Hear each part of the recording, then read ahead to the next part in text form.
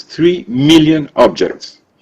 UNESCO's 1970 Convention of the Means of Prohibiting and Preventing the Illicit Import, Export and Transfer of Ownership of Cultural Property, which also calls for the creation of specialized forces dedicated to cultural heritage, take its inspiration from Italy in this regard.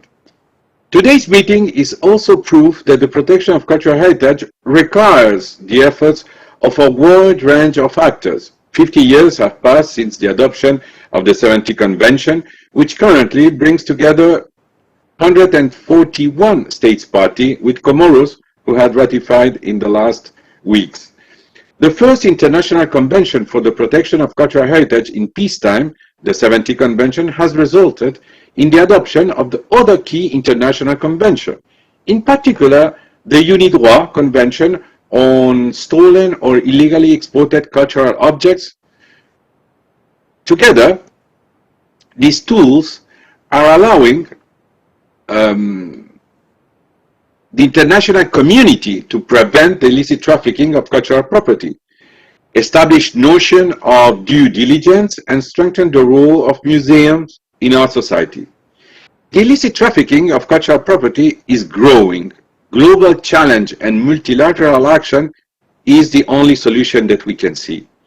Today, together with Italy, UNESCO has brought together key players in the field of cultural heritage protection and the fight against the illicit trafficking of cultural property. These include international organizations such as the International Criminal Court and our long-standing partners, ICOM, Interpol, UNIDROIT, and the World Customs Organization.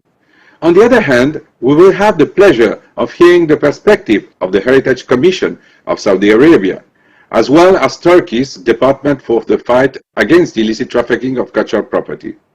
Without further ado, I will now give the floor to our panelists. But before we start with the panel discussion, I would like to remind you that I will give each of the panelists the floor to present their intervention. I would like to thank the speaker for keeping their intervention to 5 minutes each in order to leave time for debate at the end. So we're going to start. First of all, I want to leave the floor to Maria Chiara Malaguti. She's the president of UNIDROIT. She's a full professor of international law at Università Cattolica Sacro Cuore in Milan and Rome in Italy. She was appointed president of UNIDROIT on the 1st September. She's also legal advisor to the Italian Ministry for Foreign Affairs on trade matters and to the World Bank on modernization of payment system, financial markets, and governance. Maria Clara, please, you have the floor. Thank you, Ernesto. I'm extremely pleased to be here. And being the first one to speak, I think I really feel I should thank Italy for the organization of this event. Being Italian myself, I must say that I'm proud and feel the responsibility of working on culture, because culture is really the basics. It's really the starting point for everything, for peace in the first place.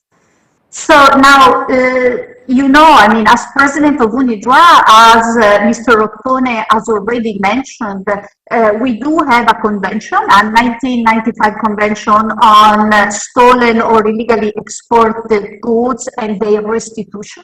So let me in the first place play with words and say that indeed the title of this event, of this conference, is perfect to what we try to achieve, which is indeed trying to give back our past, not only because the future will give us back our past, but also because from the past we can build up our future.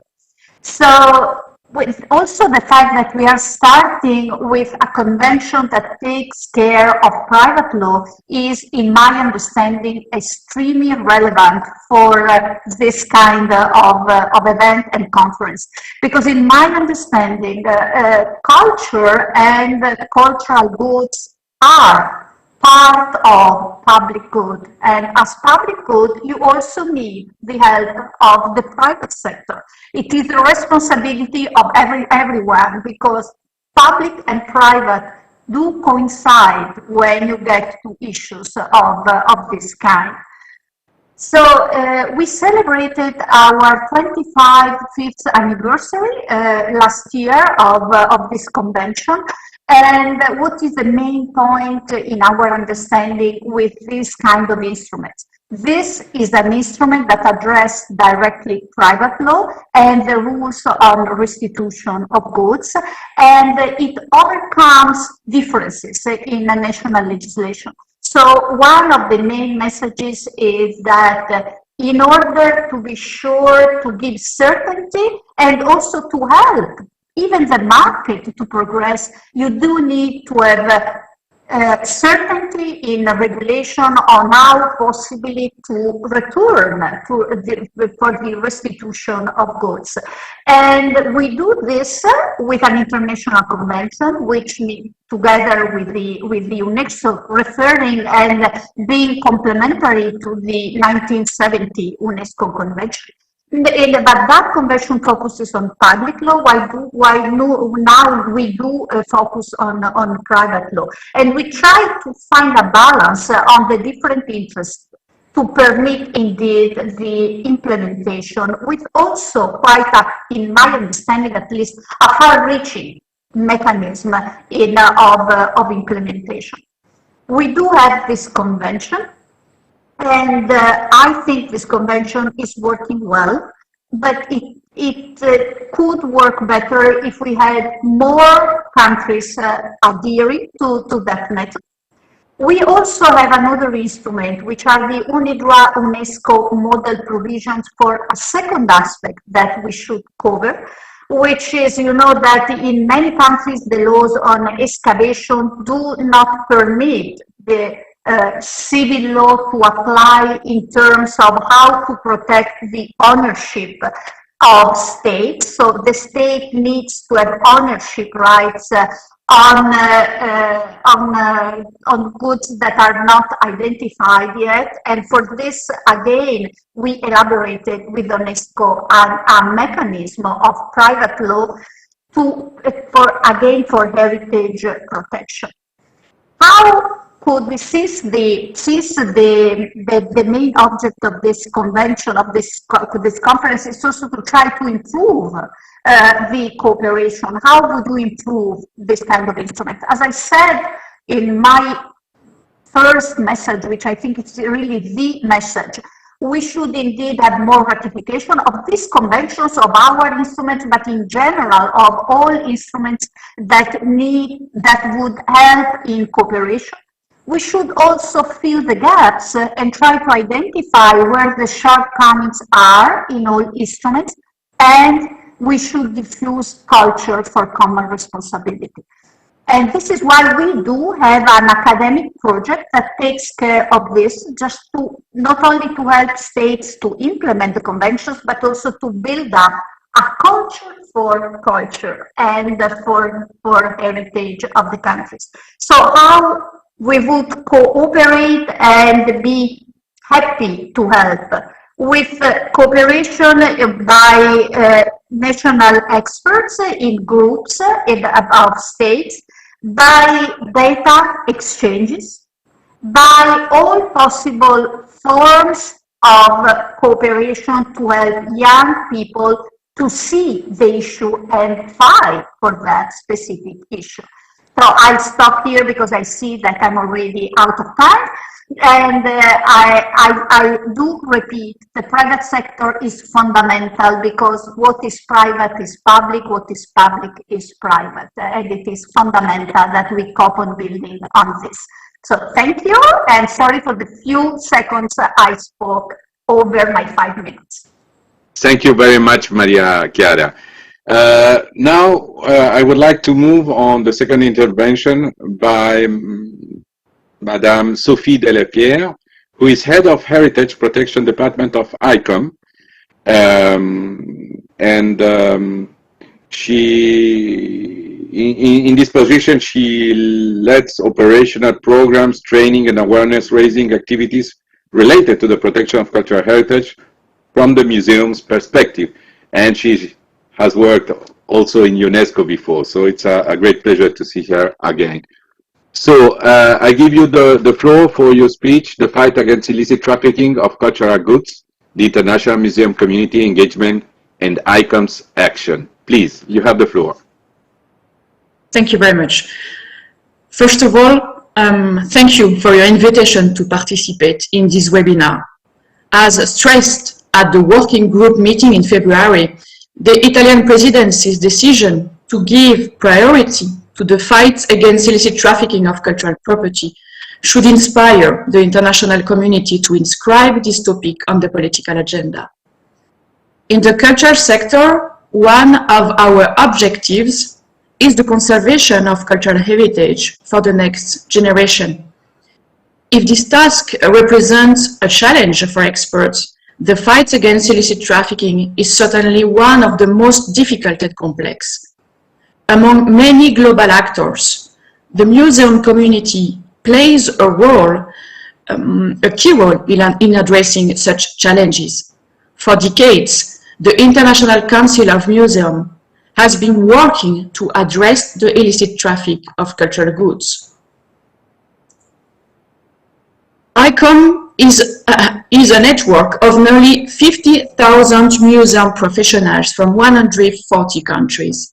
With the help and knowledge of these dedicated experts, ICOM has created effective internationally recognized tools and technical, scientific, and ethical standards. Firstly, I want to highlight the ICOM Code of Ethics for Museums, which is recognized by the museum community as the main international standard of museum practice and heritage management.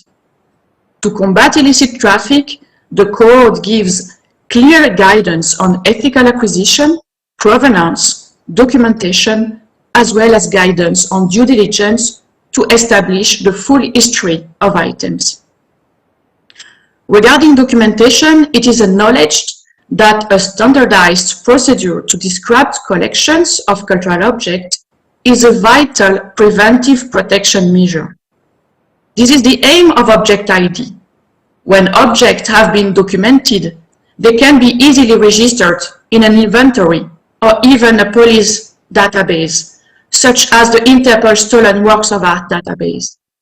This is why a standardization like Object ID can also help to recover lost or stolen objects. Where cultural objects are at risk or in demand on the art market, it is important to help law enforcement agencies and the public identify such vulnerable cultural heritage. This is the aim of the ICOM Red List. For 20 years, these red lists have raised awareness in illicit traffic, and they help identifying objects that are protected in their country of origin and unlawfully crossing borders or illegally sold online. The last major achievement I will present today is the International Observatory on Illicit Traffic in Cultural Goods. This innovative online tool serves as an information databank, gathering thousands of resources on illicit traffic and the means to fight it. The major objectives of this permanent cooperative platform are to improve monitoring methods, data gathering, and scientific research, and to foster the exchange of good practices. It also plays an important role in raising awareness about this traffic. Each of these ICOM tools complement each other, and they interact with other initiatives developed by our partner to fight the illicit traffic of cultural goods. The key word to combat illicit traffic is cooperation. We need more and more global cooperation at international and national levels. The very first step to develop such cooperation commences with the ratification of the UNESCO 1970 Convention and the UNIDROIT 1995 Convention. And ICOM continuously encourages this. Only through their implementation, thanks to effective cooperation with museums and law enforcement agencies such as the World Customs Organization and Interpol, as well as specialized national units and services, can we contribute to protecting and conserving our shared cultural heritage. ICOM is committed to the fight against illicit trafficking in cultural property and will continue to deploy the necessary efforts to encourage the ethical circulation of cultural objects. Thank you for your attention. Thank you so much, Sophie. Now I would like to move to the third intervention by Filippo Spezia, the national member for Italy at Eurojust. Mr. Spezia was appointed national member for Italy in January 2016. He was elected as one of the two vice presidents of Eurojust in December 2017. He began his legal career in 1991 as a public prosecutor and was appointed anti-mafia public prosecutor in 2003. He has been working in the Italian Justice Superior Council as a member of the scientific committee dealing with judicial training for judges and prosecutors. Mr. Filippo Spezia, you have the floor. Thank you very much, Mr. Chair. I hope that you can hear me. Thank you. It's really a privilege and an honor for me to be here with you all to share also the Eurojust experience in the field. First of all, I would like to thank the G20 presidency and the Minister Dario Franceschini for inviting also Eurojust to this important event. Because the previous speakers already mentioned some key concepts. First of all, the worldwide cooperation. I think that it's also worth mentioning the role that Eurojust, the European Agency for the Criminal Justice Cooperation, is playing in this specific field.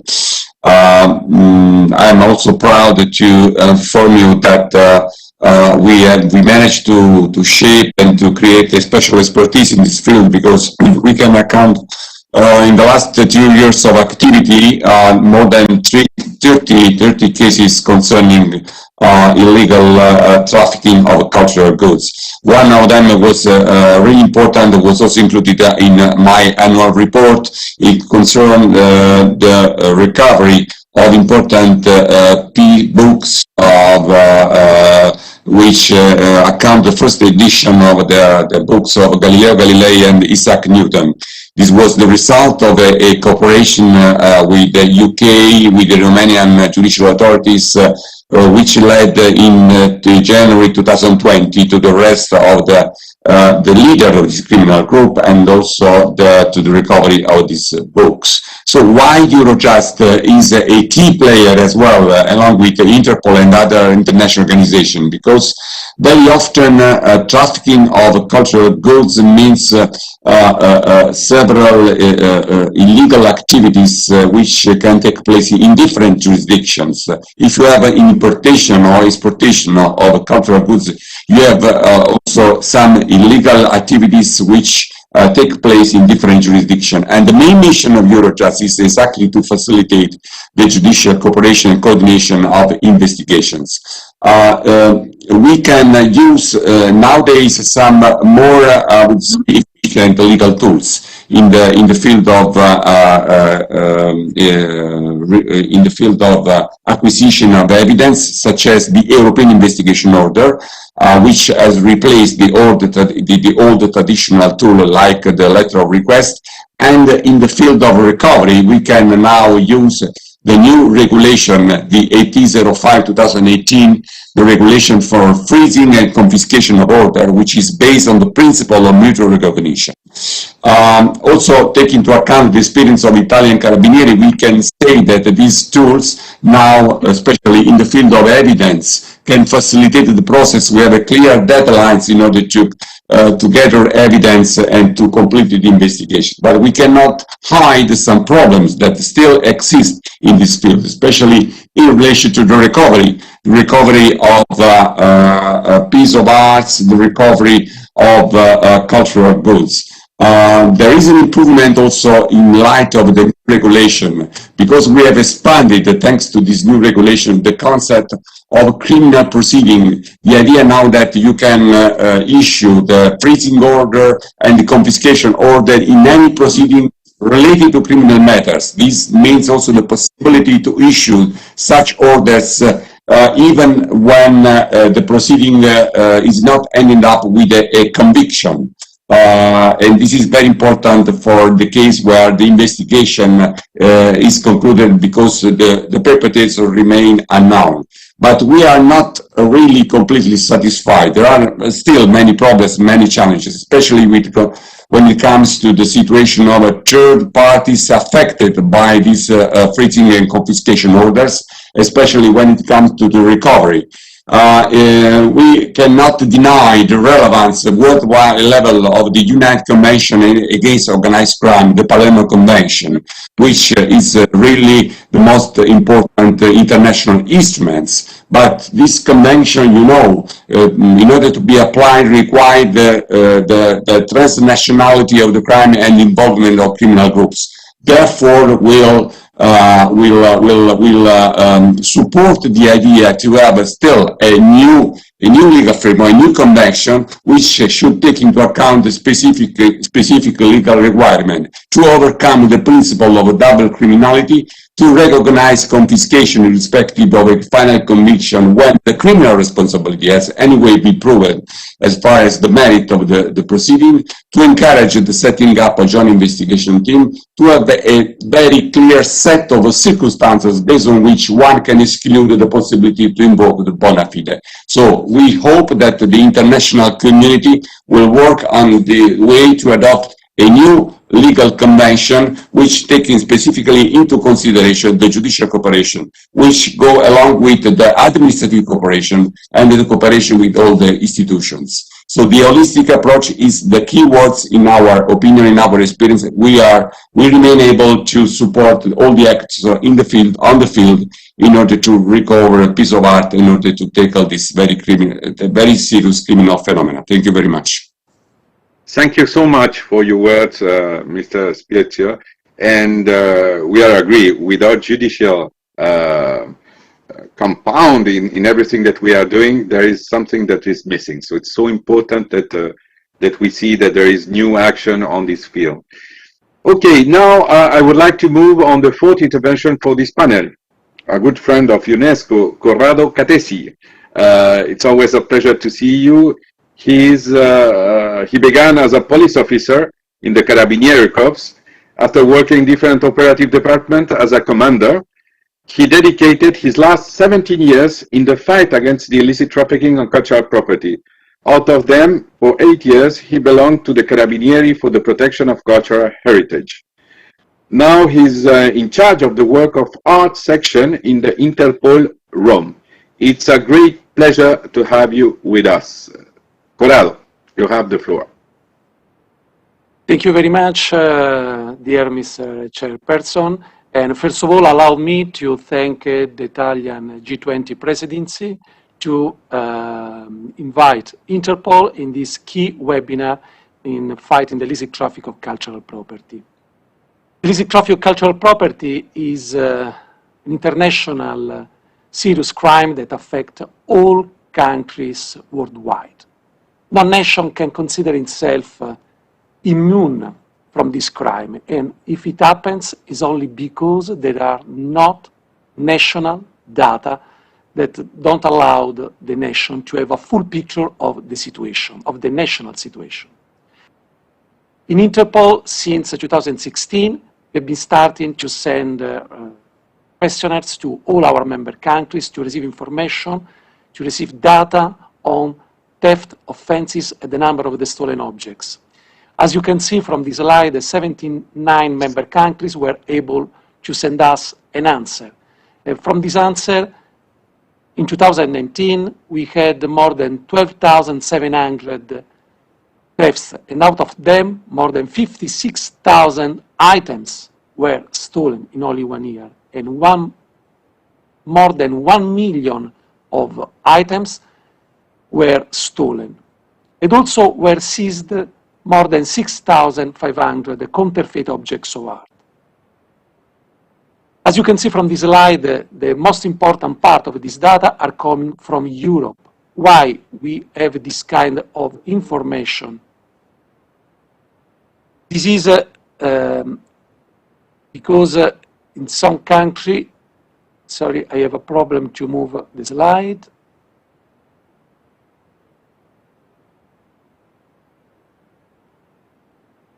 Here you are. Now, why? Because we have 4 main problems. The first is the lack of specialized police unit. Without it, it's absolutely impossible to think to be able to identify, dismantle, organized criminal groups. All the possible success will be only given by chance. The other problem, main problem, is the lack of national stolen works of art database. Without the national stolen works of art database only dedicated to record stolen items, is absolutely impossible to identify after some months an object stolen, especially if it's put on sale online or in the field worldwide, out of the country, of the victim countries. And also another key problem is the lack of specific national law. Not in all countries we have a very strict national legislation to protect the cultural heritage. But the main problem for us as Interpol is the lack of confidence with the matter among police officers and customs, among law enforcement. Normally this crime is considered as a naive crime. It's difficult for law enforcement sometimes to think that behind this crime there is international criminal organizations that are gain a lot of money from this crime. Still problem in changing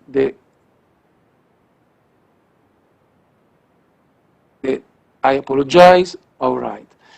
For this reason, we are we are encouraging all our member countries to set up a specialized police unit.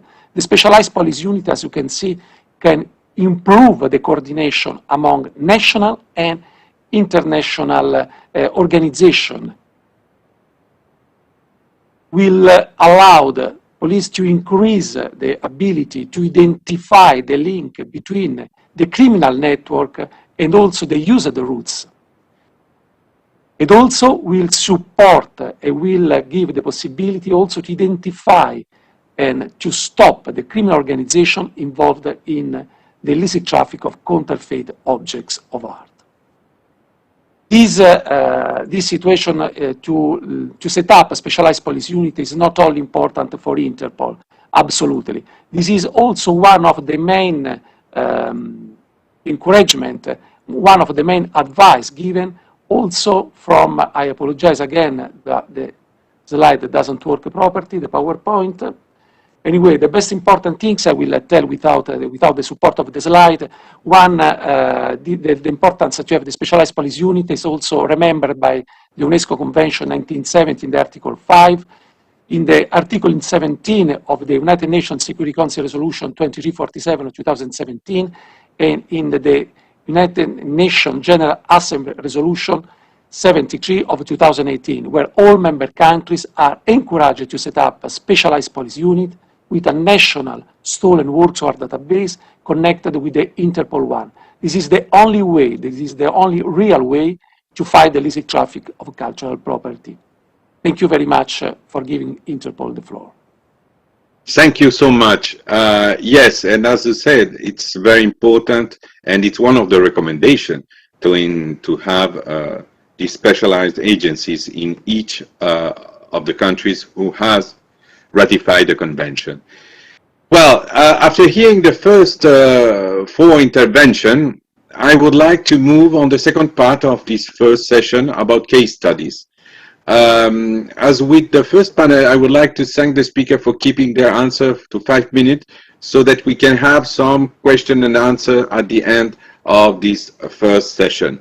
So the first intervention is by Monsieur Gilles Dutertre. who's senior trial lawyer, Office of the Prosecutor, International Criminal Court. Monsieur Gilles Dutrel served as a prosecutor, trial lawyer, and subsequently as a sentence enforcement judge in France. He was from 2002 to 2005 posted to the Human Rights Department of the Legal Affairs Division of the Ministry of Foreign Affairs in Paris, where he served as co-agent of the French government before the European Court of Human Rights. Please, you have the floor, the floor. Monsieur Gilles Dutrel. Thank you, Mr. Chairman. I'm very pleased to be with you today, and I want to thank the G20 Italian presidency for inviting the Office of the Prosecutor of the International Criminal Court to such an important meeting. I truly believe that such working sessions are the most useful to share information and practical ideas, including on how to remind everyone of the law in that field and eventually sanction perpetrators, which in turn goes back to deterrence. And I will give you concrete examples of the continuous effort done by the ICC in that regard, including in cooperation with UNESCO, and you will see why.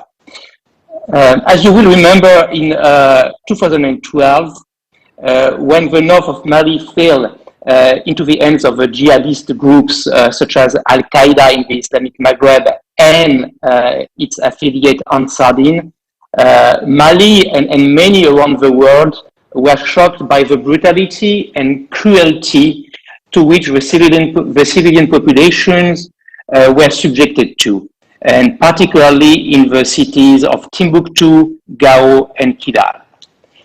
And as this group took control of the territory in the north of Mali, they imposed their rules over the cities in accordance with their religious interpretations and views.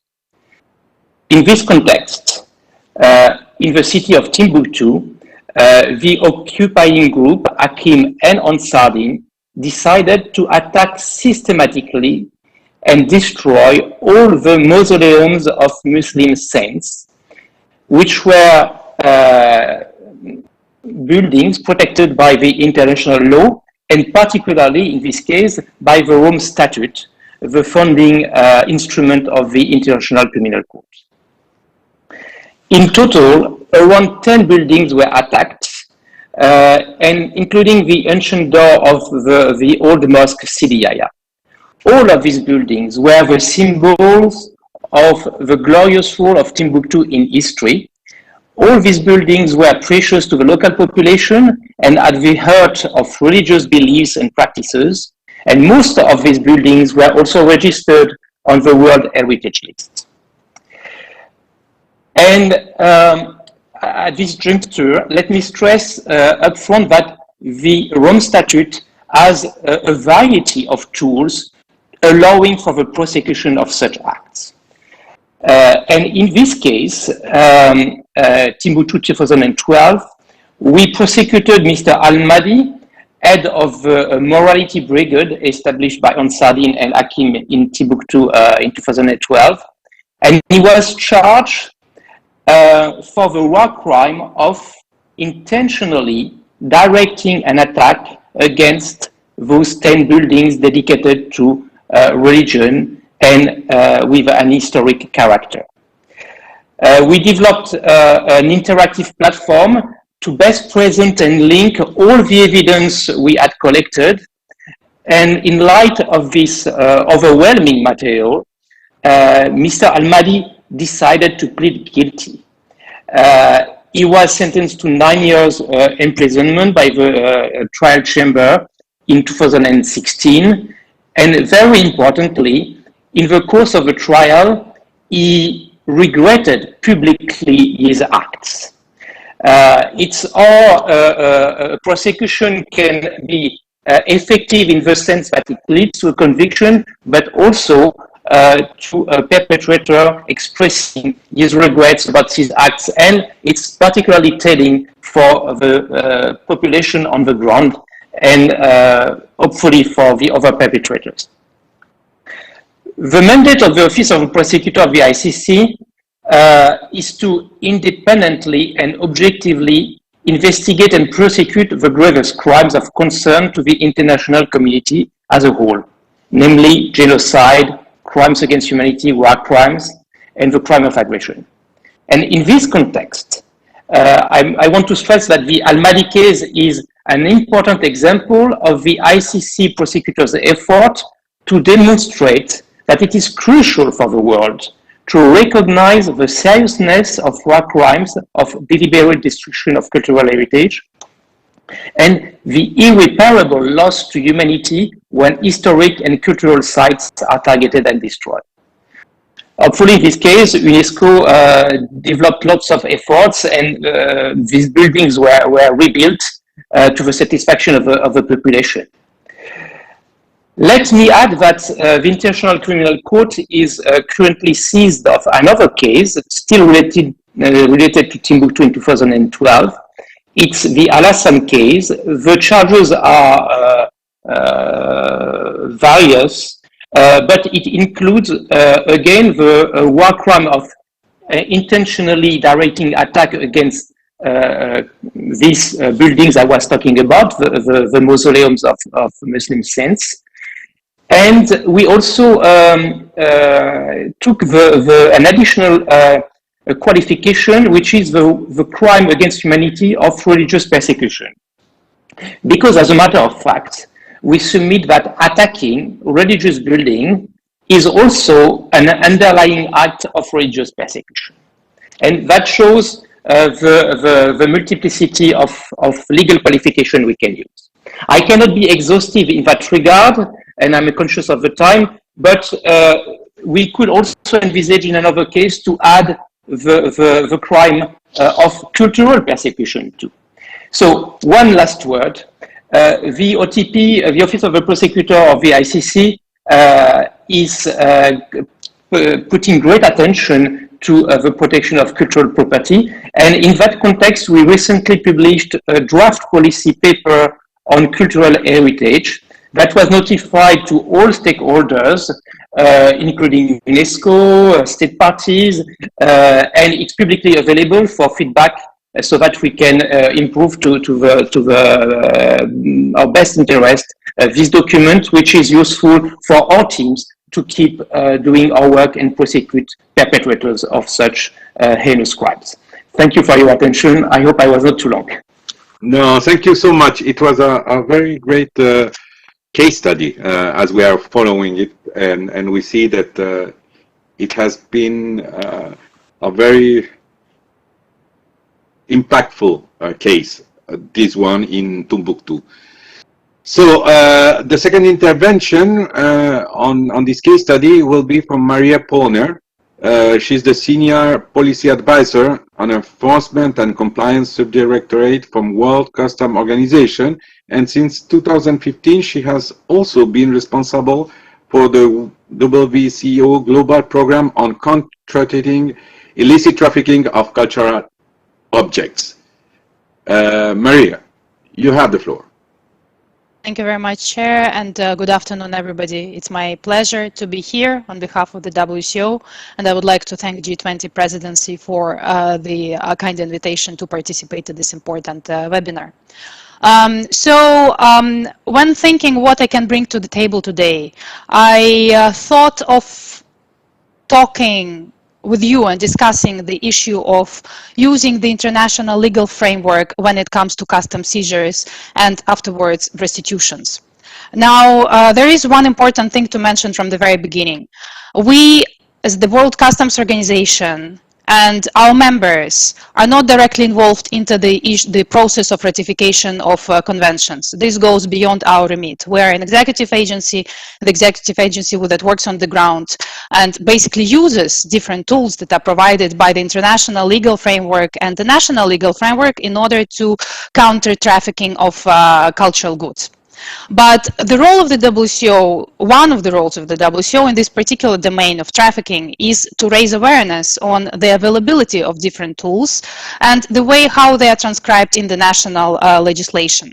So the potential of the tools that could be used to the fullest by the customs authorities that may not be necessarily aware of these tools, and also the guidance how to apply these tools to a particular case. So that is why today I will present you one of the case studies that has been quite a challenging one. It just finished last autumn, in autumn 2020, and it all started by our colleagues from the Argentinian customs last winter contacting the WCO with the intelligence regarding the container that may have had illicit goods in the container. They provided information through the secure communication channel RKO that is provided by the WCO to all law enforcement agencies around the globe, both customs and police, security agencies, and also ministries of culture, particularly agencies that are responsible for issuing export permits. So the information, this intelligence was passed to colleagues from Spanish customs because the container was moving to the port of Valencia in Spain. The Spanish customs received the intelligence, and on their own end they started an investigation. Upon the arrival in the port of Valencia, the container was targeted, it was found. There were several inspections that were made, and indeed, during the physical inspection of the containers, more than 4,000 fossils from the province of Rio Negro were found. Among these fossils were 5 dinosaur eggs. The price of these dinosaur eggs on the black market is around 150,000 euro. There was also a full specimen of a dinosaur in the container, along with other very highly valuable specimens, very highly valuable fossils. Of course, there were a number of legal questions that had to be dealt with by the Spanish colleagues, who, by the way, codenamed this Operation Corsair, since we have to deal with the sea and the pirate, right, to some extent.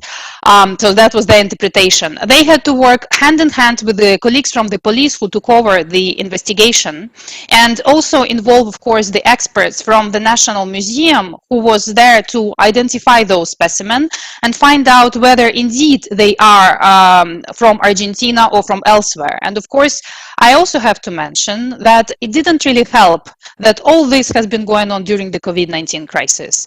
So even getting to the container and organizing a physical inspection was a mission impossible, because of the lockdown, the Spanish authorities could not really even reach anything in the port, not mentioning bringing an expert from the museum in order to identify those goods. There was a channel of communication that was opened between the Argentinian and Spanish authorities. And just to tell you, there were more than 10 agencies involved into this case, including customs from both sides of the globe, the police, the NCBs of Interpol in both countries, the Ministry of Culture of Spain, the national museums, the museum in Valencia and also the museum in Argentina, the WCO, Interpol, etc. So it became really also a complex mission to coordinate all these agencies. But indeed, when the seizure was secured, there was the next question. So how do we restitute the objects? Based on what are we going to restitute them? And of course, here there were 3 important points. The first one, the bilateral convention on restitution of cultural property. Second, of course, is the 1970 UNESCO convention. And the third one is the UNIDROIT convention, because luckily both countries are signatories of the UNIDROIT convention. And since UNIDROIT convention has a direct action and doesn't have to be transcribed into the national legislation, that was really a very strong point of in this particular case. So currently the repatriation is awaiting. The repatriation will happen upon the authorization of the competent judicial authority, but the press release was issued, the seizure was made, and despite all the challenges that we had in order to coordinate the work of more than 10 agencies in this particular case that stemmed from intelligence issued by Argentina, it was successfully concluded. So there are several takeaways from here. First, know your legislation. Second, cooperation is critical. Use the channels that are available for you. In this particular case, it was the WCO channel, but there exists also Interpol channel, etc. Third is awareness raising among all the agencies on the tools that they have in their national jurisdiction, because my legislation will not apply to you, nor does yours apply to me. So that is why it's critically important to know your legal basis and stand your ground. And with this, Chair, I would like to thank you for your attention. Thank you so much, Maria. Okay, so now we go to Bandar Al-Malak, advisor for the World Heritage Unit of the Heritage Commission. He is a senior advisor of the World Heritage Sites at Saudi Arabian Heritage Commission and the Ministry of the new Minister of Culture. So please, Bandar, you have the floor. Thank you, Chair. Just a moment, I just would like to adjust my camera. I hope that it's working now. Anyway, I would like to present the initiative and examples regarding the combating of illicit trade in cultural properties in the Kingdom of Saudi Arabia, and our maybe a way of cooperating in this field. So within the framework of the massive efforts made by the Saudi government in preserving national culture and civic heritage, it began early in an early age to establish an entity which is right now the Heritage Commission, responsible for the kingdom's antiquities and enact national laws, regulations, and systems guaranteeing the protection of its national cultural heritage and contribute to the development of this facet in all fields of the requirement. From this point, the Heritage Commission was able to retrieve many cultural properties that were illegally taken from their countries of origin in cooperation with local and foreign governments and institutions.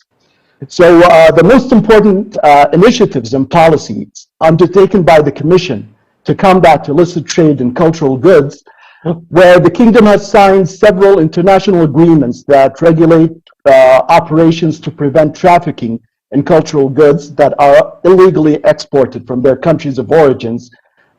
These efforts include ratifying the conventions on measures to prohibit and prevent illegal import, export, transfer of ownership of cultural goods, or the 1917 Convention that was ratified in 1976 by the Kingdom of Saudi Arabia, thus making it among the forefront state parties to ratify the conventions.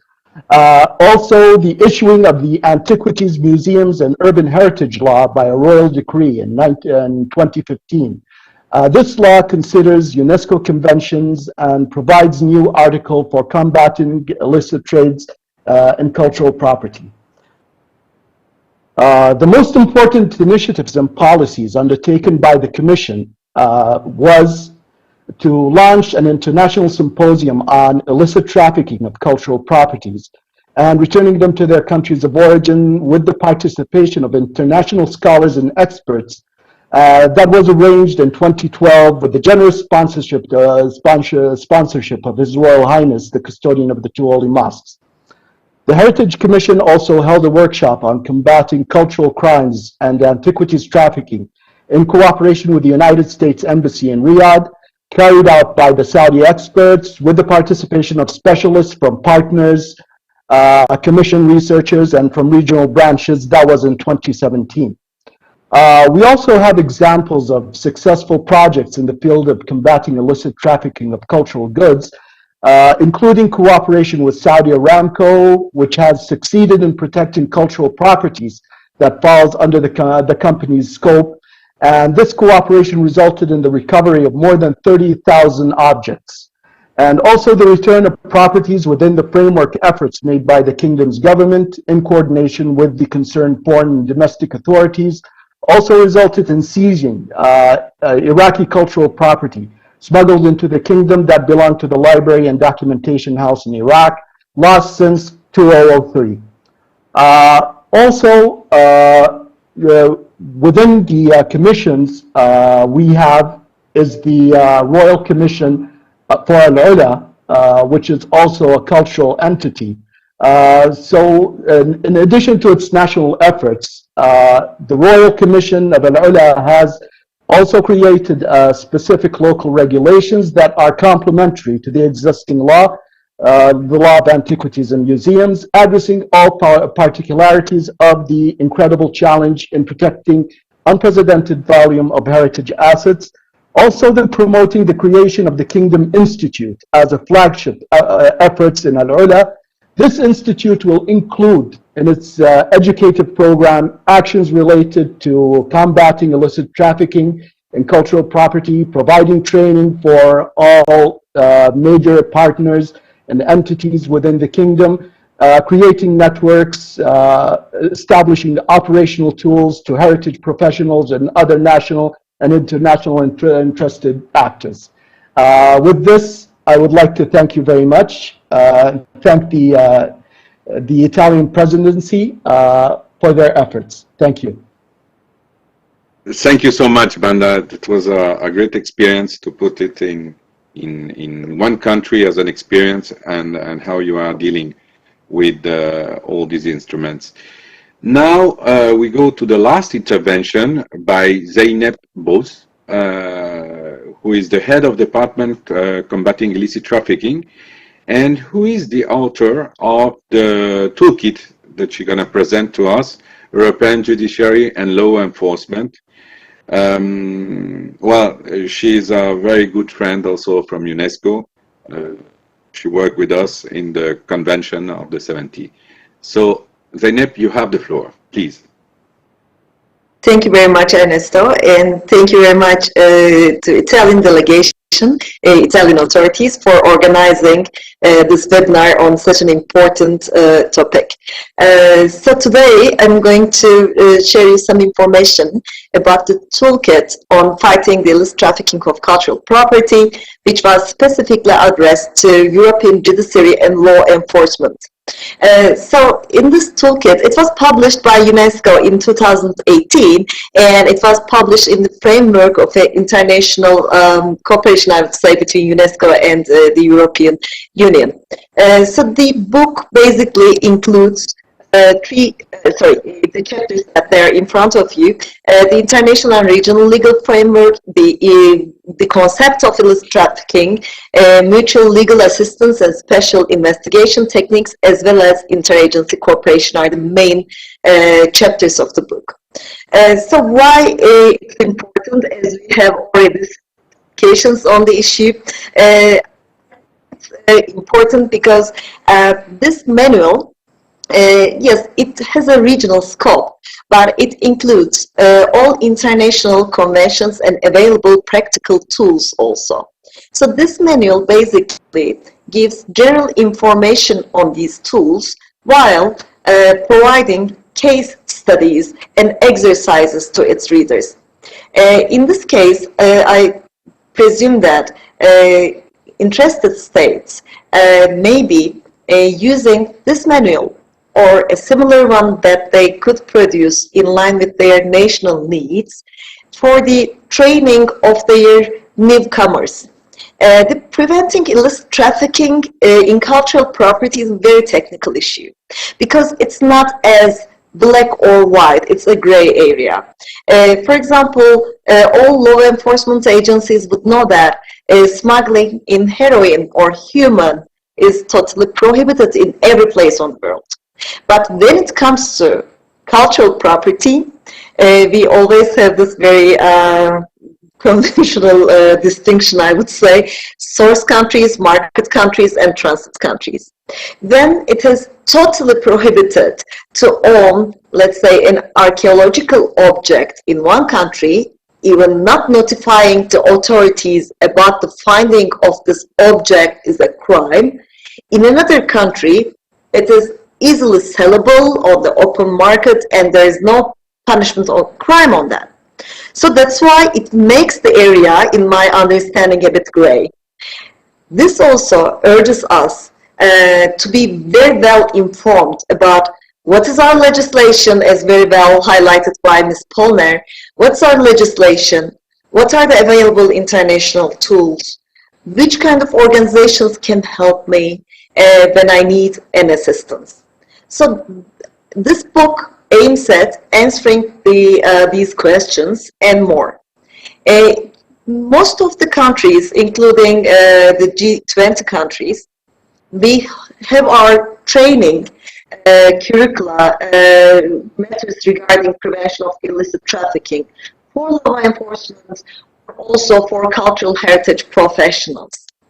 However, the natural flow of life, as you would imagine, makes these trainings a bit unpermanently set in minds. So people may forget what was taught to them during that they learned from conferences or symposiums or short training periods. So that's why having a manual at the national level could be also a very good way to make sure that all actors at the national level, be it law enforcement authorities, be it cultural heritage professionals, or be it general public, having a toolkit like that would be very handy in this regard, I believe.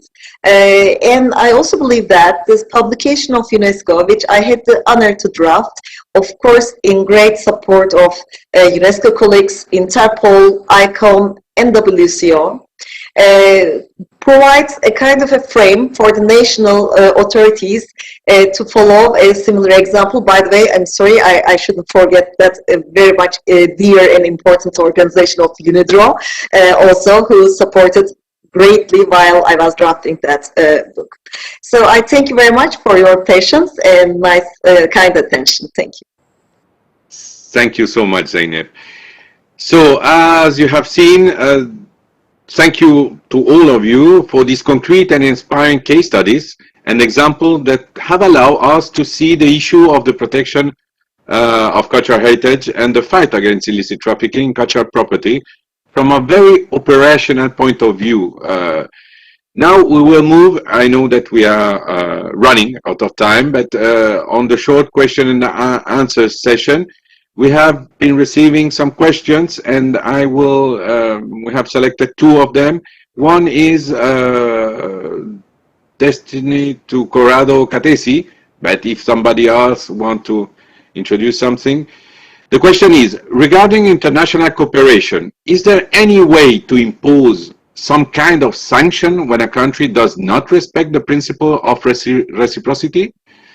Corrado, if you want to answer, or somebody else. Thank you very much for the question. And unfortunately, it's not possible to, right now, there are not international legislation that are allowed to do it. It was very concrete as answer. I don't know if another colleague of the panel. I would like to add that according to the jurisprudence of a Court of Human Rights, in some specific cases, the lack of cooperation can mean a violation of fundamental human rights. So the judicial cooperation, it's not an option, it's a duty, it's a clear obligation. I think that in the spirit of loyal cooperation, at least in the framework of the European Union, there should not be a gray area where we lack cooperation, we lack judicial cooperation. Unfortunately, as several speakers have already underlined, the problem of the diverging legislation at national level still hamper the efficiency of judicial cooperation. So I have appreciated the intervention of other colleagues previously, which underlined the need to have a full awareness of the legislation in different domestic legislation. But also for this, I think that the role of the international agencies, regional agencies like Interpol, Eurojust, Europol can play a role to help practitioners when they have to tackle and they have to face the diverging national legislation. Thank you. Thank you.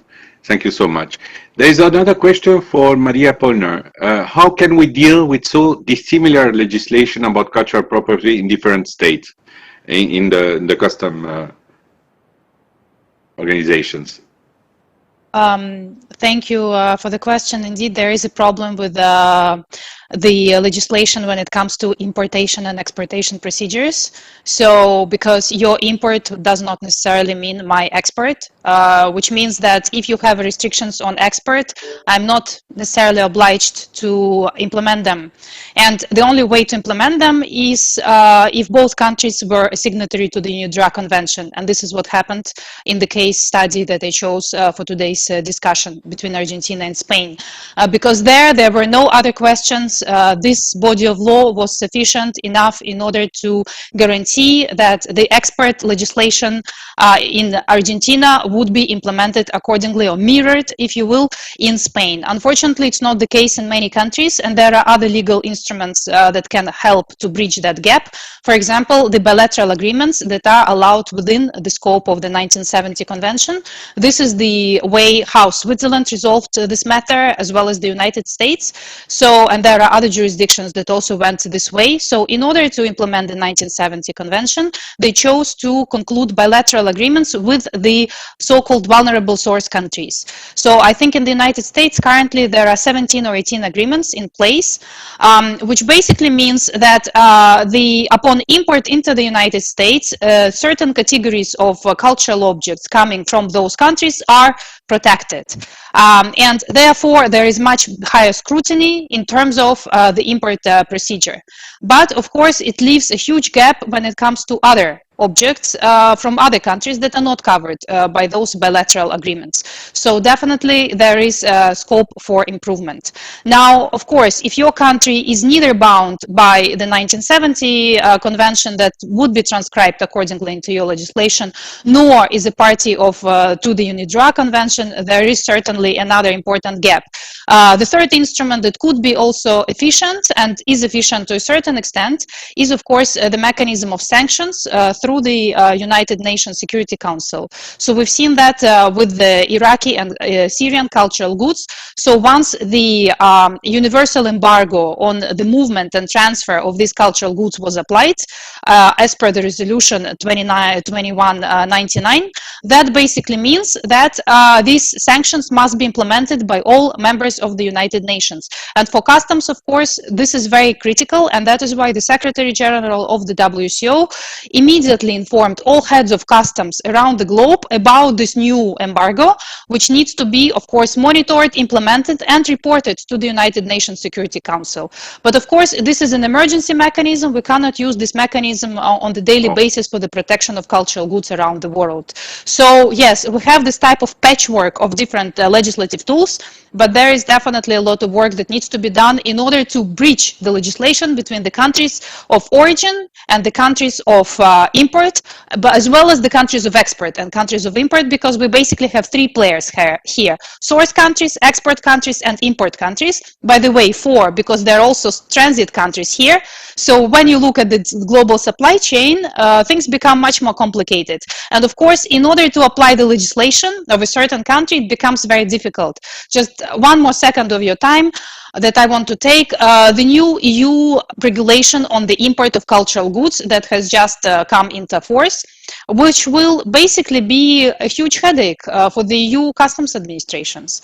Because the import regulation, the fact that it is there doesn't necessarily mean that it's very clear-cut.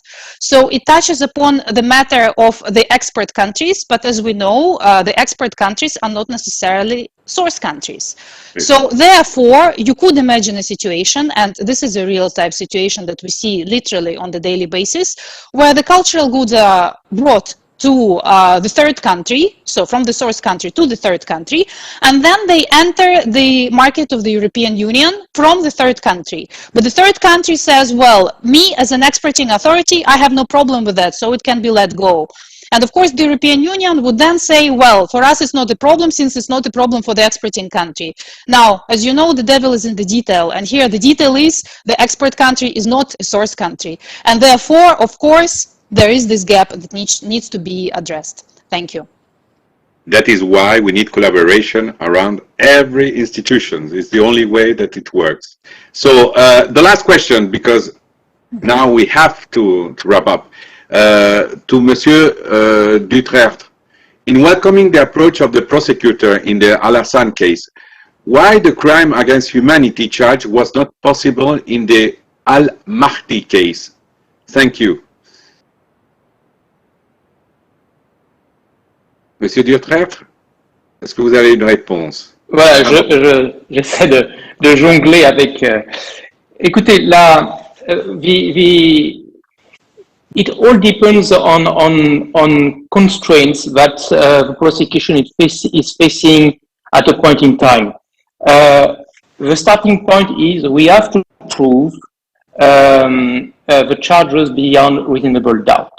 To that effect, we need evidence. This evidence can be documentary evidence, written documents, videos, but it can be also witness evidence, people who come to testify. We charge the war crime of narrating attack against historic monuments and monuments dedicated to religions. It was fast for us to prove the existence of an armed conflict, therefore the overall context for war crimes, and we could prove with all the videos that this war crime was committed. If we had wanted to go straight to the crimes against humanity, we would have to show in the first place that there was a widespread and systematic attack against the population. This requires a lot of witnesses to come and prove that, and that means a lot of security issues for a lot of witnesses. I must stress that we had a short, focused, precise on this war crime, and it allowed us to do a very fast, successful trial. In 1 year, he was arrested and convicted. And because we had the evidence, because he realized probably that it was clear he had committed, and we could give satisfaction to the people on the local population by rendering justice in an effective and short way. Coming with the additional charge would have been much longer at the time and would have forced us to expose a lot of people to a high risk of revenge by armed groups. In the subsequent case, it's a different approach. We have a various of charge going beyond the attack on cultural property. We have charges of rape, sexual slavery, and it's a mixture of crimes against humanity and war crimes. So in that context, we did add the crime against humanity of religious persecution to the extent it goes to the mausoleums, because we were also covering other crimes against humanity, and we had to bring all the witnesses to prove it. So in this different context, we went for it. So it depends on the moment you prosecute, the risks you are facing, the logistic, many factors that you cannot summarize in one sentence and go beyond what I just said. It's just a simplification of it, but that's mainly it. Sometimes you have a short focus shot, sometimes you go wider to address the entire spectrum of criminality. Thank you so much. So, well, thank you for all these answers and for our panelists. I would like to thank all the panelists for their participation today and for sharing their different perspectives. You each highlighted the importance of harmonizing national laws, ratifying international conventions, and also the need to strengthen the exchange of information in order to adapt our legal system to new challenges that are coming. This effort requires close cooperation between intergovernmental organizations and judicial and police actors. More work still remains in this area, we know very well. Indeed, in this regard, some of you, for example, have stressed that culture and cultural goods are public goods that are at the same time related to the private sector too. The fact that the public and private sector coincides make it particularly difficult to protect them. However, it's our profound conviction that it is the responsibility of everyone to protect cultural property. So we need more dialogue and awareness raising also towards the young generation. That is why I remember, I want to recall you that we are continuing in UNESCO to share the campaign that we launched at the end of last year for the anniversary of the 70th convention that is continuing with our member states to be bring to the audiences.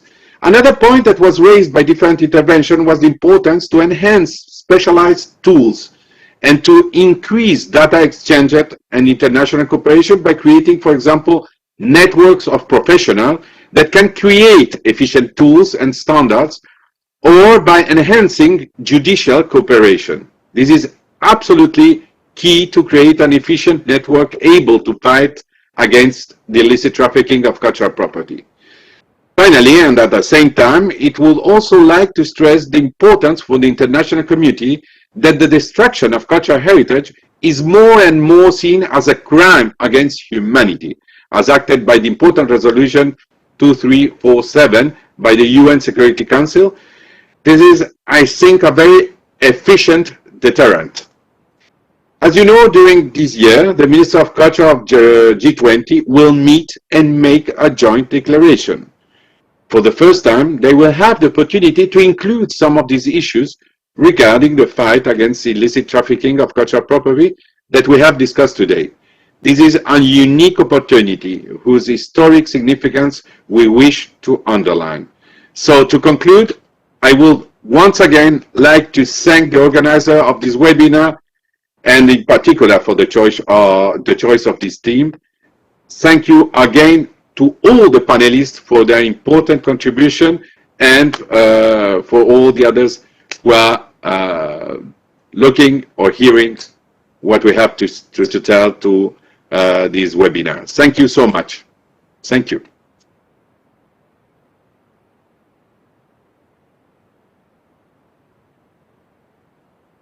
Per troppi anni la cultura è stata marginale nei grandi vertici internazionali, anche per questo l'Italia ha proposto, quando ha guidato il G7, la creazione di un G7 Cultura che si è svolto a Firenze, che ha dato risultati importanti e porrà al centro del G20 i temi della cultura. È importante perché nel mondo della globalizzazione, nelle grandi sfide che ci aspettano, la cultura è un grande strumento di dialogo tra popoli, tra culture, tra religioni, tra civiltà diverse, ed è soprattutto un grande motore per una crescita economica sostenibile e compatibile, quella di cui il mondo ha bisogno nei prossimi anni, anni di sfida, perché questa pandemia che ha attraversato le nostre vite individuali e collettive comporterà grandi cambiamenti. Sarà importante costruire valori, terreni comuni per poterli affrontare e soprattutto per poter dialogare, e la cultura è il terreno migliore per poter costruire questo percorso. Anche per questo abbiamo preparato il G20 che si svolgerà nel luglio a Roma, con degli incontri tematici di cui siete protagonisti, sulla protezione del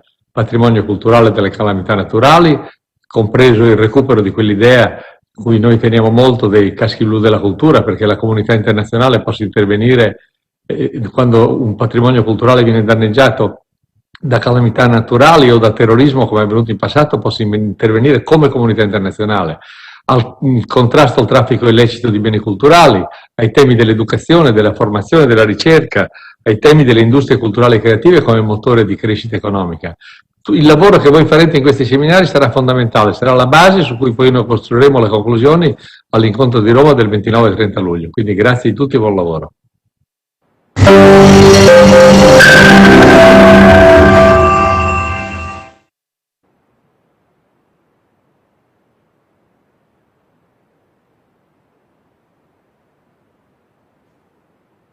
So, as you have seen, we have sent again the video of the Honorable Minister Dario Franceschini, Minister of Culture of the Italian Republic, because unfortunately this morning there was a technical issue, so we apologize for that. We are slightly late with our schedule, but not too much. So I'm very much pleased to give now the floor to our next chair. Is Ms. Tara Gutman. She's a legal advocate with over 20 years of experience in the corporate, international and NGO sectors. And Tara leads the Australian Red Cross, International Humanitarian Law Advocacy and Home Policy and Law. So, Ms. Tara Gutman, the floor is yours. Thank you very much. Good evening from Canberra, Australia, everybody, and good afternoon to you in Europe. It's a great honour to be here this evening with you, and thank you very much to the Italian presidency for continuing Saudi Arabia's terrific initiative to include culture on the agenda. And thank you very much to the audience for your generous attention this evening. So session 2, which we will launch now, is about how civilian, military and police cooperation can work to ensure that the treasures of the past will be known into the future. From my own perspective as a humanitarian and an international lawyer, the protection of cultural property is very much a humanitarian issue. My organisation, the Red Cross Red Crescent Movement, is, as you know, no doubt, a neutral body with an exclusively humanitarian mandate to protect the lives and dignity of vulnerable people. And part of our work includes the promotion of the universal participation in laws protecting cultural property in armed conflict.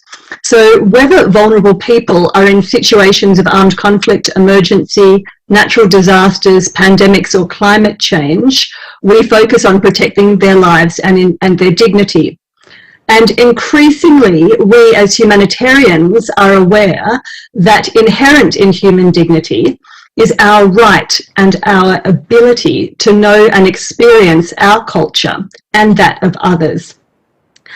And in practice, in order to protect human life and dignity, we collaborate. And we collaborate with police, with military, with non-state armed groups, with governments, with educators, with social workers, with journalists, with civil society actors and others. And I'm suggesting that our theme here today is about creating similar legal structures and practical interagency mechanisms which are sorely needed to be enhanced to protect cultural property. So in this vein, for example, the Red Cross Red Crescent has, through our agency that leads in armed conflict, the International Committee of the Red Cross, we've entered into MOUs with UNESCO, and also with Blue Shield to commit to cooperation and awareness raising and potentially sharing information on cultural property, which has the potential in the future to result in collaboration in the field, because of course Red Cross is already in the field when disasters happen or when conflicts are taking place. So this is an optimistic goal that we hope to work towards. Our panel tonight is going to continue to explore what types of collaboration might look like at the global and the national level.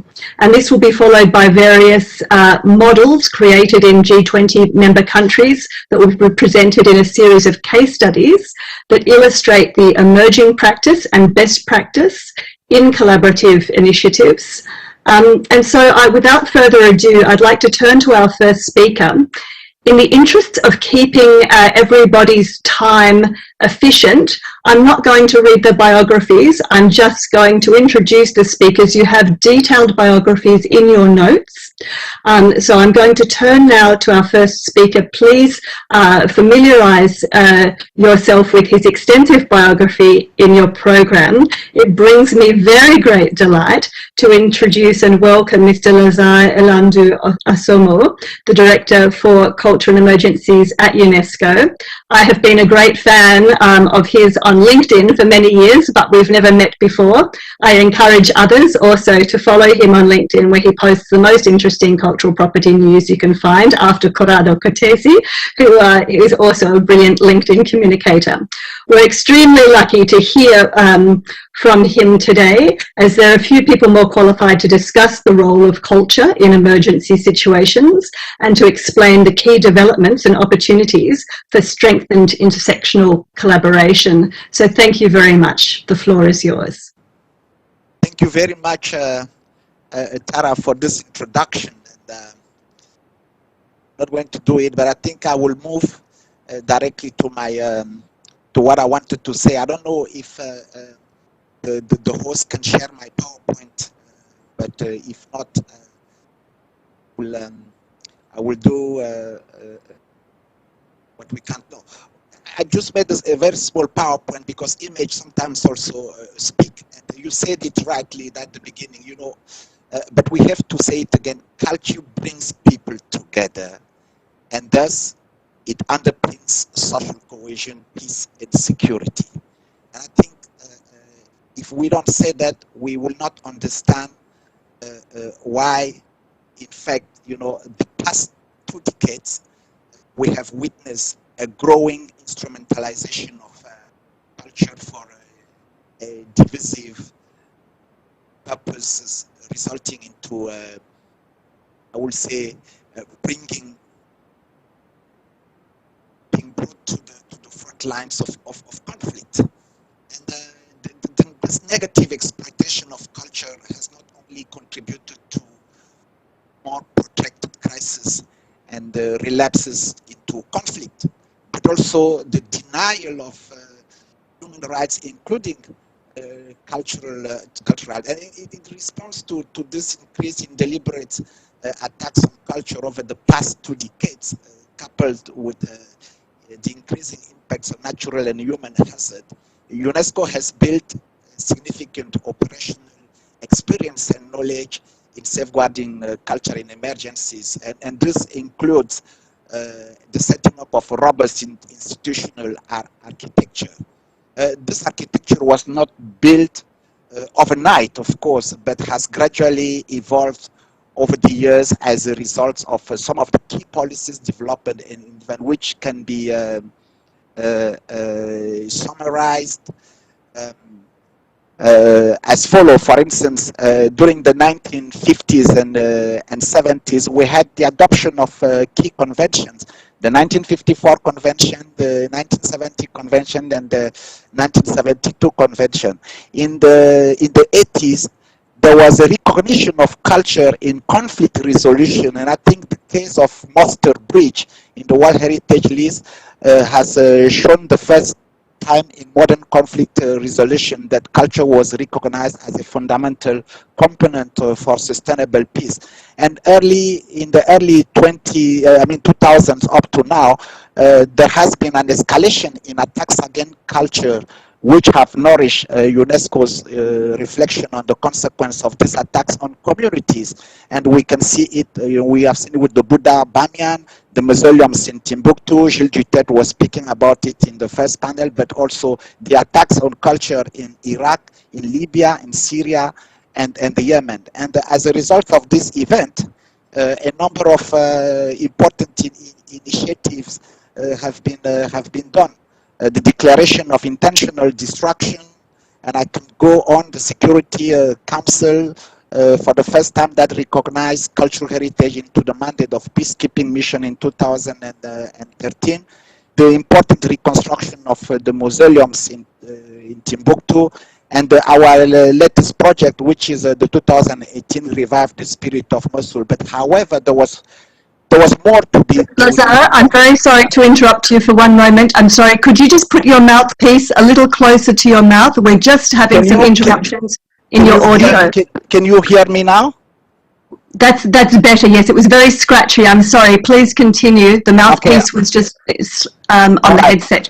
Okay, all right. No. So what I wanted to continue saying is that the culmination of this event since the year 2000 contributed to nourish UNESCO's reflections, and I just want to say that it had led to our organizations to further strengthen our policy framework and operational processes.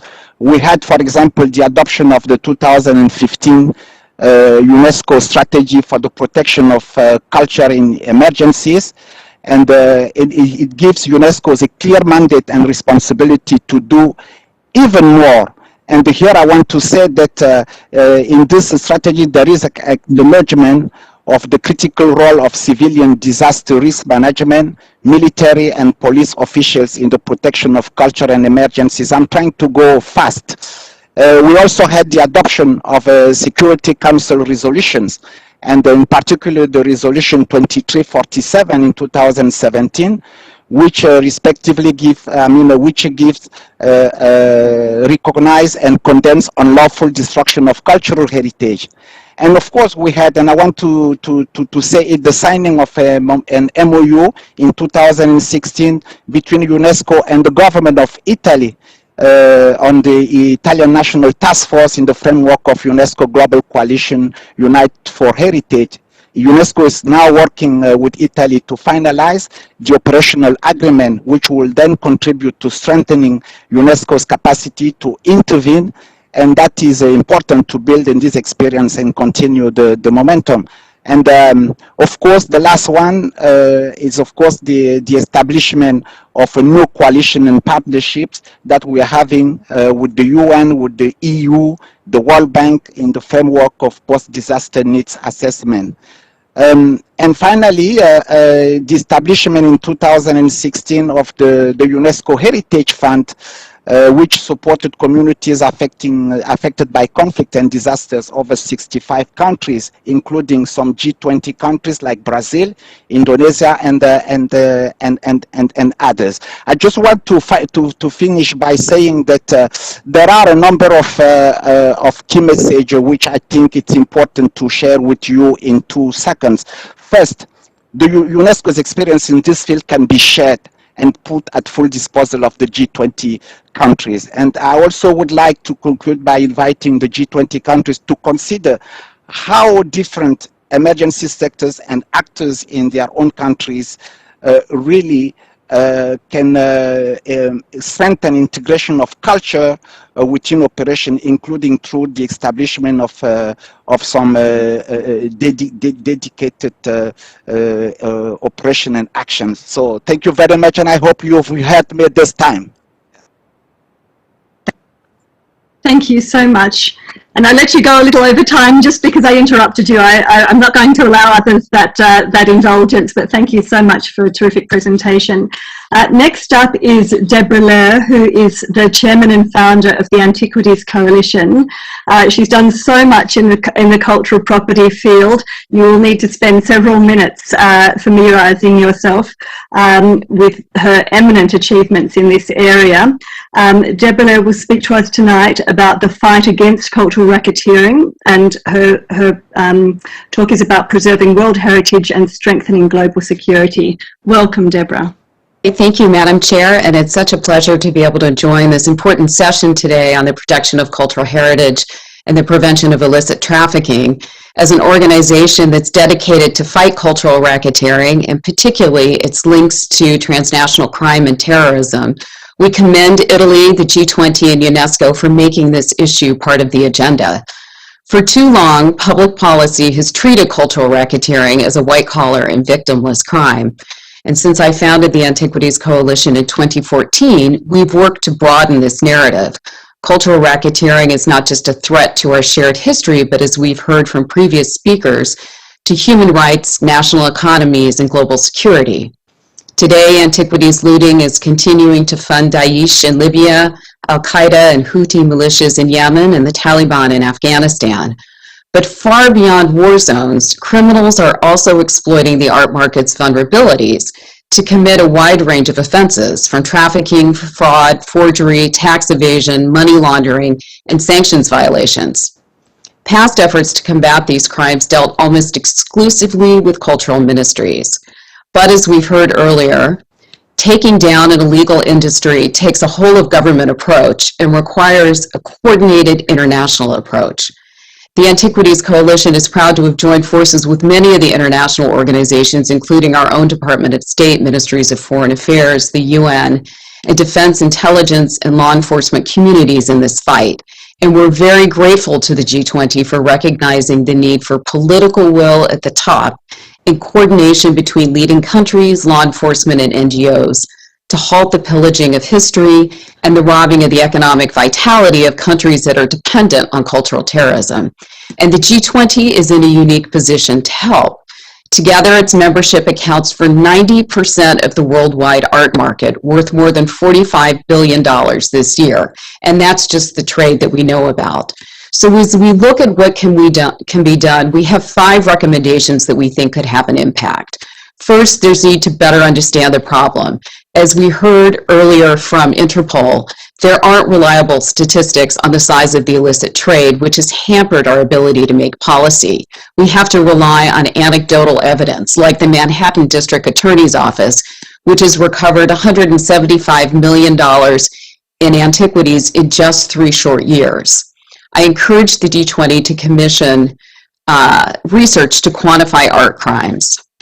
Second, an awareness campaign. We are proud supporters of United for Heritage, but the G20 could use its platform to help policymakers, the private sector, and the general public better understand the threats from cultural racketeering and why it's important to only buy antiquities with a verified provenance, and to echo the WCO on the importance of bilateral and regional cultural MOUs and raise awareness with countries to sign them. Third, strengthen the legal framework. The international legal framework was created in the 1970s, and the world has changed significantly since then with technologies we never envisioned. WhatsApp, Facebook, Express Mail are all facilitators of the illicit trade, and it's important to make sure that the international legal framework and domestic frameworks mirror this new modern world, as well as considering new international institutions that can help and play an important role in this battle. Fourth, capacity building. We know it's not easy to recognize an H&M fora from a recent one. Training border control and customs officials, as well as having dedicated investigators and prosecutors, can make a significant difference. Just look at what the Carabinieri has accomplished, who really stand out as the gold standard. Fifth, commit to continuing action. A statement in the final communique will send a strong message that top global leaders are dedicated to stamping out this crime, and we propose hosting an annual summit of the key players, source and demand countries, law enforcement, the art market, and others, on the margins of the annual G20 to provide an opportunity for key stakeholders to find ways to work together in support of the goal that we all share: stop the robbing of our shared cultural heritage. These are just 5 recommendations to consider, and the Antiquities Coalition and the diverse group of experts that it brings together are at your service to help with continuing this important work. Thank you, Madam Chairman, for this opportunity to share our views, and we are very supportive and appreciative of the acts that the G20 are taking to really highlight this crime. Thank you so much, Deborah, for those very productive, constructive comments, and I'm sure we'll look to integrate those at the end of the session. Our next speaker is Paolo Iannelli from the Ministry of Culture. Mr. Iannelli is the Special Superintendent for areas hit by the, His roles include Special Superintendent for the areas hit by the earthquake of 2016, Director of Service, Emergencies and Reconstructions, and Directorate General for Safety of Cultural Heritage. He is the contact point for the U4H, Blue Helmets for Culture, and that's what he's going to speak to us tonight, the Blue Helmets for Culture, the Task Force, and Unite for Heritage. Over to you, please, Paolo. Good afternoon, and thank you very much, Madame Gutmann. I am glad to share with you the Italian experience, presenting you the Italian organizational model of the Blue Helmets for Culture Task Force U4H. The Task Force U4H was established by the Memorandum of Understanding signed in Rome on the 16th of February 2016 by the Italian government and UNESCO. The task force is dedicated to the protection of cultural heritage in case of armed conflict or natural disasters. The task force can be activated by UNESCO or by bilateral agreements. After signing the memorandum, the Italian task force U4H was established by the interministerial agreement signed in August 2016 by the Minister of Culture, Minister of Foreign Affairs and International Cooperation, Minister of Defense, Minister of Education, and Minister of University and Scientific Research. This agreement provided the steering committee coordinated by the Minister of Culture. Italy thus became the first and currently the only country in the world to have established and offered to UNESCO the Blue Helmets for Culture. So, as you can see by the current slide, the Italian task force consists of two components. The technical scientific component is made up of experts as architects, archaeologists, restorers, and photographers in service to the Italian Ministry of Culture. The selection of these experts is tailored to the specific needs of the mission, such as the type of local cultural heritage and the damage expected. The operative component is made up of members of the Carabinieri Corps in service to the protection of cultural heritage department. These members provide logistical and functional support to the technical scientific experts of the task force. These two components can be integrated with experts from universities, research institutes and non-profit organizations with experience in international cooperation in the cultural field. All members are specifically trained. In crisis scenarios, the task force can intervene in the pre-event phase and in the post-event phase. It intervenes in the pre-event phase to support the authorities of foreign countries for the arrangement of prevention or emergency plans.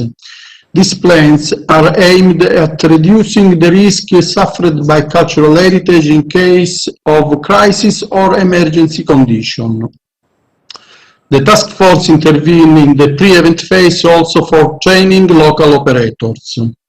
In the post-event phase, the task force can intervene in case of damaged cultural assets to implement action to safeguard and secure the cultural assets that is damaged or at potential risk. So, as can see by the block diagram in the current slide, the task force is essentially organized in 4 operative units. The logistic and support unit aimed at training local operators and concerned in the logistical aspects of the missions. The planning unit, which operates in the pre-event phase, designing emergency plans. The damage assessment unit, which works in the post-event phase. The securing unit, which works in the post-event phase, securing the damaged cultural heritage. The operative model of the task force has been tested on the occasion of operation carried out successfully after the earthquake in North Italy in 2012 and Central Italy in 2016. The Italian task force has carried out some international missions in Iraq in 2016, in Mexico in 2018, in Albania and in Beirut in 2020, and in Croatia in 2021. To conclude, the organizational model of the Italian task force U4H has proved to be efficient in every mission carried out so far. Therefore, hopefully, it could serve as a role model for emergency task force of other countries. Thank you so much for the attention. And thank you so much. That was so informative and really, again, demonstrates the point that Deborah made about being the gold standard. The Rolls Royce, if you will, maybe not Rolls Royce, make the Tesla. You're the Tesla of this initiatives. Is my sound coming through all right? Can I check? Yes, it is. Thank you. Excuse me. I have an echo here. Well, continuing from Italy, let's hear from Luigi Padari next, if you would please. As I said, also from Italy. Mr. Padari is a member of the Carabinieri, head of Stolen Works of Art Database Unit, and a senior officer of the Italian Task Force U4H. And he will be speaking on that topic tonight. This afternoon for you. Thank you very much. Go ahead. Thank you, Madam, for the floor, and good afternoon to all. Now, with my presentation, I'm going to introduce the Carabinieri Command for the Protection of Cultural Heritage, known as Carabinieri PC. Sorry, I try to.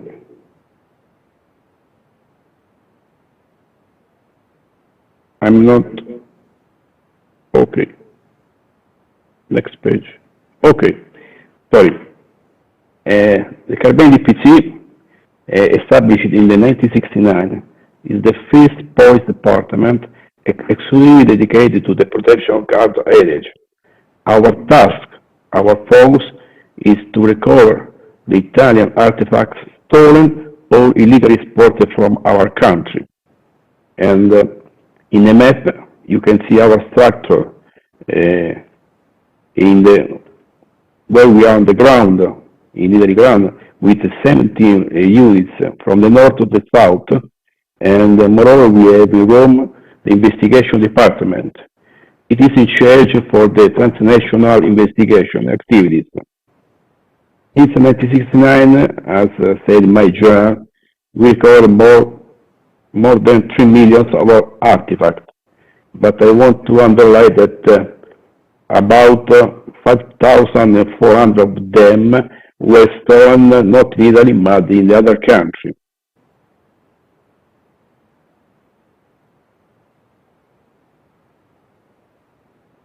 The fundamental tool that we are using since 1980 is our stolen work factor database.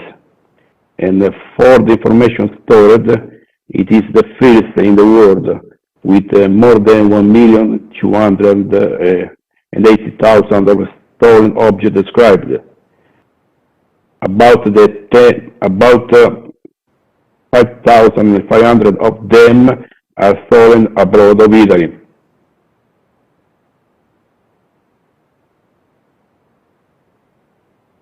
Our activity out of our country. The Carabinieri started the mission in 2002 in Kosovo in the frame of K4 mission. And after this, we were in Iraq from 2003 to 2006 in the frame of the Ancient Babylon operation. In this case, we support the personnel of the Iraqi National Museum of Baghdad to check what was stolen in the museum. We were able to collect more than 12,000 of information about items stolen, but only for 3,000, more or less, we can have all the information about the items, also the image. Now the information about these items are stored in our database and in the Interpol database as well. After this period, as Mr. Iannelli said, in 2016 was established the Italian Task Force on Forage. Of course, it was born according to the UNESCO campaign that in 2015 suggested to our country to create a special task force ready to intervene in the crisis area where the cultural heritage should be damaged.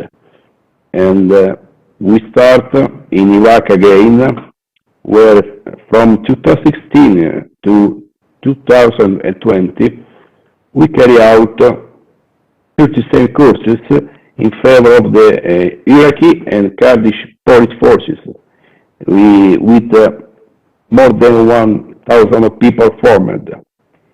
After this, as said Mr. Iannelli, we were around the world, in Mexico, in Albania, in Beirut, in Croatia. But what the experiences teach me that only the cooperation and the sharing information with this activity, we can improve our fight against the illegal traffic of archaeological items, especially in Iraq. I say that because I was here, that now they are talking about around 200,000 archaeological items illegally exported from this country. And it's not only a ISIS work, because, as I said, since 2003, the items were stolen from this museum. And thank you for your attention, and goodbye.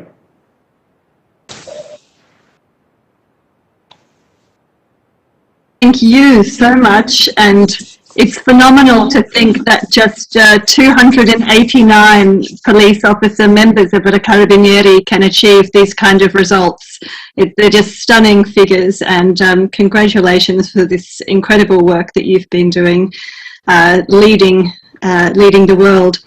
I'd like to move now to our case studies, which will present a range of experiences from G20 countries. First, I'd like to introduce Burcu Eldamish, who will be our first speaker, all the way from Turkey. She is the chief of the International Combating Against Illicit Trafficking Unit at the Ministry of Culture and Tourism in Turkey. We welcome you this evening. And Burcu will be speaking to us about restitution of the sarcophagus of Sidamara. Please take it away. Thank you, Madam Chair. It's a great pleasure to be part of this event, and I would like to thank the organizers. So the case began in the 1980s. The Göksuit village, which no longer exists administratively, at the time was a municipality town under the Sparta province in Turkey. In the beginning of 80s, a farmer of that village found a sarcophagus in 5 pieces in his field and informed the authorities of the municipality. It is clear that the sarcophagus was about to be looted or sold in 5 pieces to different buyers. The authorities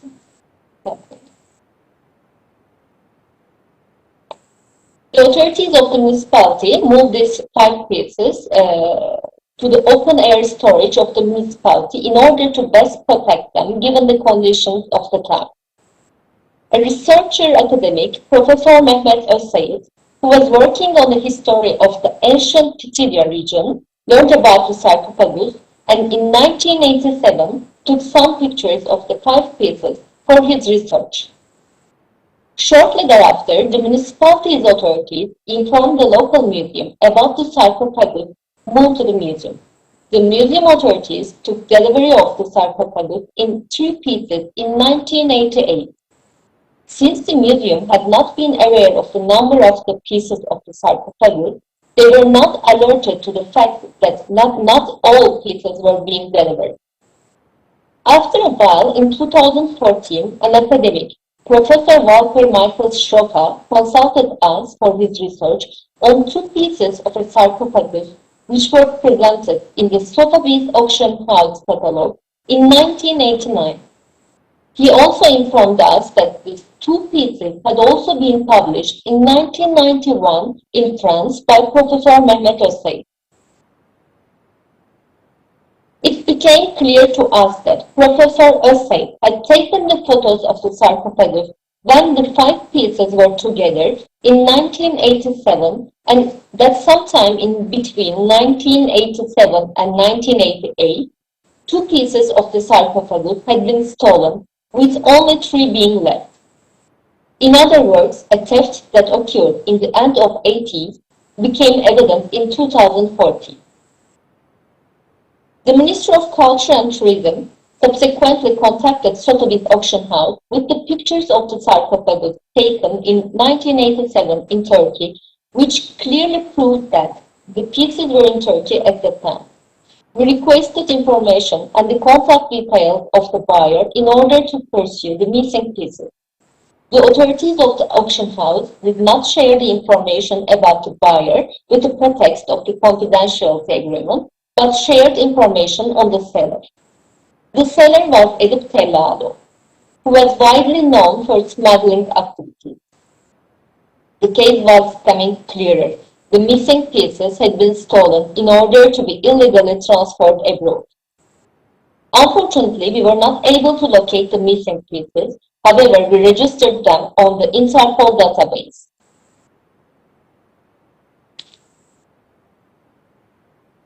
Interpol's stolen works of art database in 2015, in light of the publications and the pictures taken at that time. We also started to closely monitor the sales of the auction houses with a focus on the missing pieces.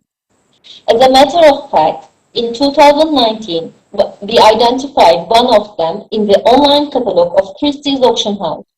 We contacted the Metropolitan Police of the United Kingdom with a file containing all explanations and evidence, such as pictures of the missing pieces when they were in Turkey, as well as the registration information of the Interpol stolen works of art database, the pictures of the 3 pieces currently in Turkey, and academic publications which examine holistically the 5 pieces.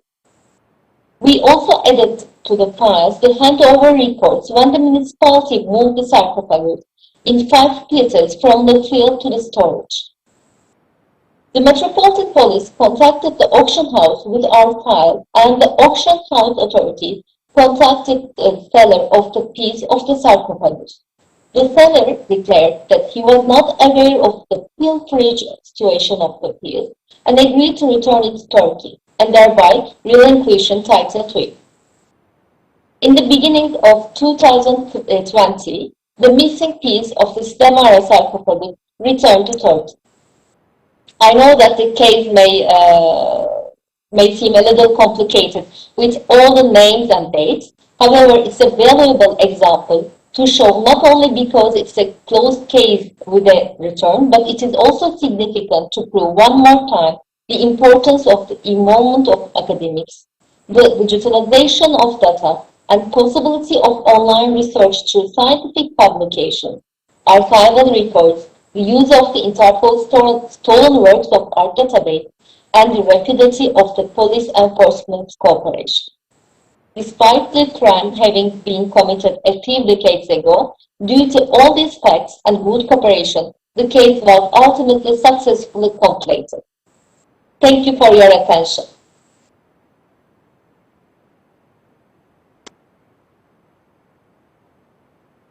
And thank you very much, Burcu. This is a fascinating study and a great success, and we congratulate you on your work and on that case in particular. Thank you very much. Sorry, I just lost my place for a moment. Our next speaker comes from Mexico. It's Naomi Cortez Gallardo Mondragon.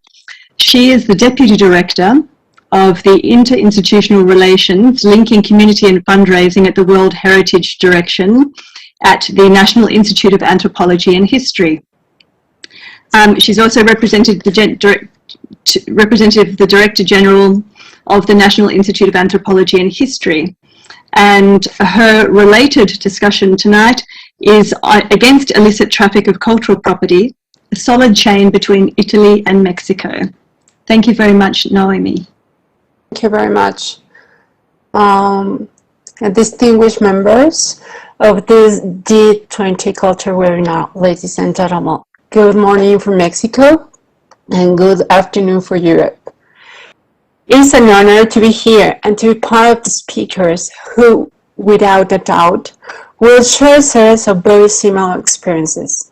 Even when our borders are far away from each other, illicit trafficking of cultural property, the circumstances, and trade-related activities are nearly the same. Consequently, it is important to improve a strong network with specialized law enforcement agencies to fight illicit trafficking in our countries in order to prevent the illicit trade of our cultural heritage. In these slides, in Mexico, the constitutional provisions and the applicable legal framework to guarantee the adequate safeguarding of the cultural heritage of our country have placed the preservation of heritage as issue of national interest, with its aim to protecting, conserving, investigating, and disseminating the cultural heritage of our nation. Under the legal framework of 1917 and 1972 federal laws on monuments and archaeological history, artistic zones, and its regulations, and 1934 organic law of the National Institute of Anthropology and History, General Law of Nation Assets. The legal provisions which prohibit the illicit traffic of traffic of archaeological and historical heritage, are detailed in the federal law on monuments and archaeological, artistic, and historic zones. In spite of this law, the increasing monetary value in illicit trade of the art market has led to develop new techniques in order to fight illicit trafficking, which destroys the culture, the concepts, and the identity of people. The informational trend sometimes is linked to other international crimes such as plundering, looting, archaeological, religious and communities, forgery, the falsification, control objects, and documents authenticity. In addition, online sending, auctions houses, and social media are associated with this matter as well. The enforcement of governmental actions through INA and INBA, those institutes for artistic and anthropology, the National Guard, that is the Guardia Nacional, and other institutions are the context in which the world operates under international schemes of cooperation and relationships.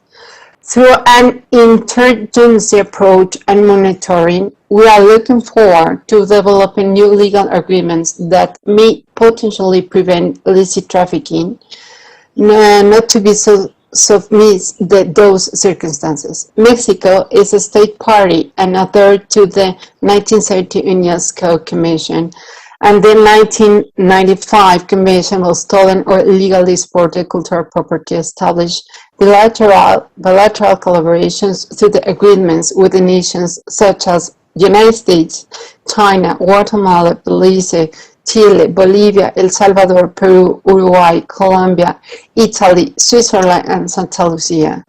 Big efforts have been made to trade and create strong bonds and cooperation with nations. But thanks to those international agreements, Mexico recovered some of the cultural property, as we can see at this chart that is over here. Additional, we can describe some examples of Mexican efforts that carry out at the airports checkpoints in order to stop trafficking in our territory. As internal procedure, the National Guard, that she's going to be a speaker after me, found 18 archaeological objects at the international airport San Luis Potosí. All of above was a result of periodic inspections in packages. This security and protection has been reinforced by forming units with training in field conservation and preservation concerns of cultural heritage. The specialized units fighting illicit trafficking have the main objective to join forces with INA and INBA to guarantee safeguarding and protection of cultural property. It is also relevant and implement measures such as awareness raising activities, security and custody when transporting or moving, records and inventory updates, databases development, constant work with clearance programs, and efforts to detect illicit trade on the web. Public policies have changed through these years, and it is remarkable the statement that was signed during announcement of Garden Mission for protecting Mexican cultural property in 2018 with the federal police. Nevertheless, governmental times change, and the National Guard has new internal guidelines, the Battalion of Cultural Property. This new structure has the same link to these institutions and their procedures. The goal is to update and develop new ways and routes to prevent illicit trafficking together. They implement periodic training with experts to commit the knowledge to every actor has to work with this matter. Other actions has to contribute the illicit trafficking with strong collaboration, country boundaries, authorities, and borders. It is crucial to have training workshops for the personnel from the security forces, communities, governmental institutions. Therefore, these actions which Italy and Mexico decide to share may build a strong bond between both countries. It will also emphasize the prevention of these devastating illicit traffic that destroys the culture, the context, and the identity of the people. Training labs update topics, first of all, to focus the traditional community with direct help documentation and strong history values, cultural heritage imagery, robbery prevention and report, awareness raising, and protection of their cultural property, expert opinions, and important procedures to follow. Also with the religious associations and the public and private institutions, Secretary of Culture, of course, these related areas to work at the inside of the Secretary to update records and catalogs, conservation concerns, legislation, and technical protection of cultural heritage. And with this slide, I wrap up my participation today to say thanks again to Italy, in particular to the great professional work that the Carabinieri made at Monza on June 16, 1816. The body paints were identified by the Carabinieri during continuous inquiries and investigation. They cited Mexican photos. These art pieces were found at two museums in Lombardy and Piemontese regions. In the second museum, those votive paintings were donated by a Milan art collector and were part of a temporary exhibition called Dacci oggi il nostro pane quotidiano, tavolette votive dedicate al tema della terra, where the Carabinieri, who based the work on iconographic and analysis inscriptions, detected and identified that votive paintings were inconsistently from Mexican cultural heritage. This investigation was supported by experts from the Ministry of Cultural Access and Activities. Subsequently, National Institute of Anthropology and History, INA, investigations confirmed the belongings of the votive paintings to Mexican cultural property. Italy returned to Mexico 594 votive paintings recovered by Carabinieri through the diplomatic foreign affairs authorities. On 6 March of 2019, in the Cancelleria del Ministero per il Beni e le Attività Culturali in Rome, the Minister of Cultural Heritage, Alberto Bonisoli, and the General Commander Armada dei Carabinieri, Giovanni Nistri, delivered to Mexican Secretary of Culture, Alejandra Frausto, the 1994 votive meetings to were taken illicitly from the Mexican cultural heritage and were imported illegally to Italy. Once delivered in Mexico, every exvoto was registered and restored, and they were in a temporary exhibition called Memoria de Milagros, and those are the pictures of the ceremony. Thank you very much, and regards from the General Director of INA. Thank you. Thank you so much, Naomi. It's terrific having these empirical case studies that can really shed light on processes and the strength of this bilateral relationship and how much it can achieve. Related to your presentation, as you foreshadowed, we're very fortunate to have a late addition to our program, also from Mexico. She's not on your agenda, so I'm going to tell you about Major Agent Suani Gabriela Ramos Alvarado. She is a major agent of the National Guard in Mexico. And her work focuses on crime prevention, networking, social intelligence, but her assignments have been specialised in area analysis, processing and investigation of crime scenes, and she's currently attached to the Management Control Desk of the General Directorate of Special Services of the National Guard. So Suani will introduce us in her presentation to the role of the National Guard in defence of cultural heritage. Please. Hello. Good morning, distinguished members of the G20, ladies and gentlemen. Thank you.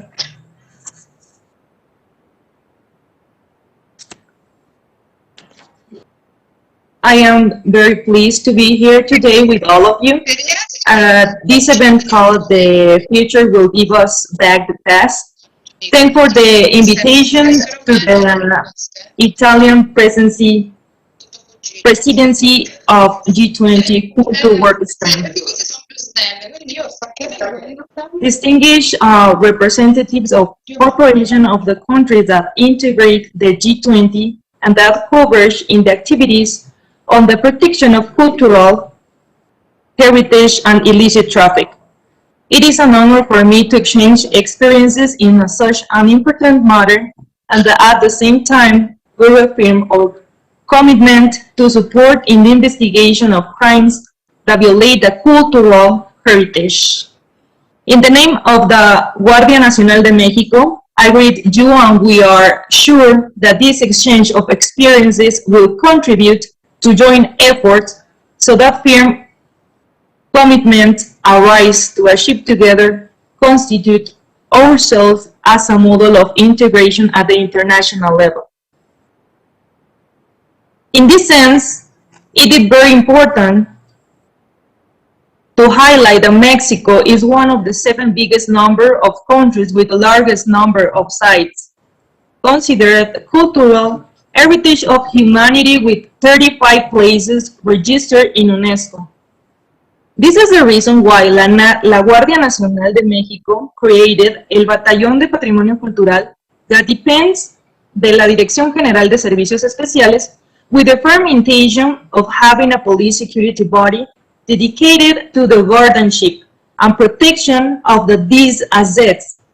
Likewise, it aims implement strategic plans for the prevention, protection, conservation, recovery, investigation, and prosecution of crimes against cultural heritage through the operational deployment of specialized personnel in the matter, the archaeological, artistic, and historical areas and sites with relevant cultural, archaeological, artistic, and historical areas and sites with relevant cultural value for the protection, conservation, recovery, and dissemination of the national historical legacy.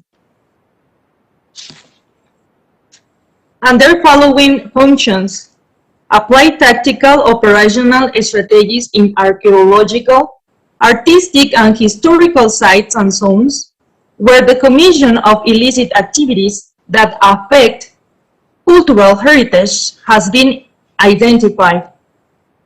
Do research on websites where cultural goods that allegedly archaeological, artistic, and historical belonging to the Mexican state are being offered and have been illegally subtracted.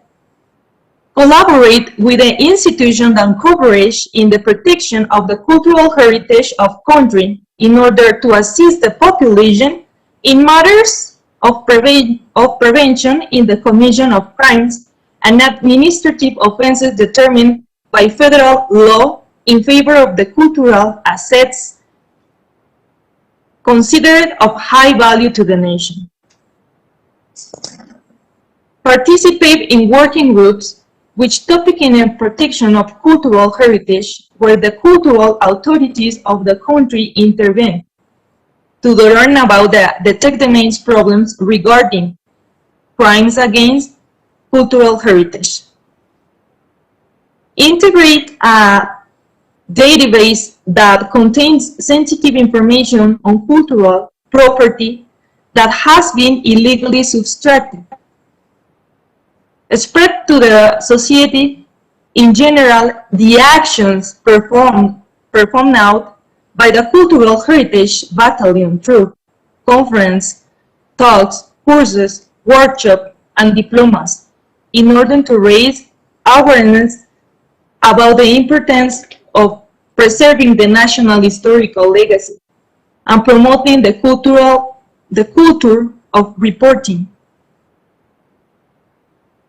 The Cultural Heritage Battalion has a purpose to add up to forces with the state institution in charge of the protection of cultural assets in order to increase the exchange of information and knowledge, reinforcing the participation of La Guardia Nacional through safeguarding, custody, protection, and conservation of cultural property. It is important to emphasize that Mexico has signed various international conventions that protect the cultural heritage of humanity, thus collaborating with the international community in the protection of these assets. Likewise, it has the purpose of establishing preventive actions that contribute to the protection, conservation, recovery, and investigation of crimes against the cultural heritage of Mexico, in compliance with the applicable regulation in force, adjusting to the compliance for legality, objectivity, efficiency, professionalism, honesty, and respect for human rights, enunciated in Mexican law. With these actions, La Guardia Nacional, through the Cultural Heritage Battalion, will help stop the illicit trafficking of cultural property, a crime that generates large amounts of the money for criminal organizations, not only national but international. Thus preserving our cultural sites and with them the identity of our Mexican people, ensuring that this heritage is safeguarded and passed on to the future generations. Thank you for your attention.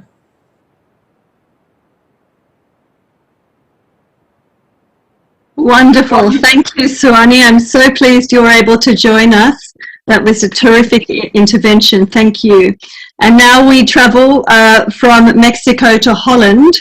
As we're listening to the final two case studies in this session, can I remind people that you're welcome to submit questions via the chat function, and I will then choose as many as we have time for at the conclusion. Our next speaker from Holland is Nico Schroeklen. Nico is Senior Inspector at the Information and Heritage Inspectorate at the Ministry of Education, Culture and Science of the Netherlands. And he will be speaking to us tonight on the joint execution of tasks by Information and Heritage Inspectorate and Customs in the Netherlands. Thank you very much, Nico.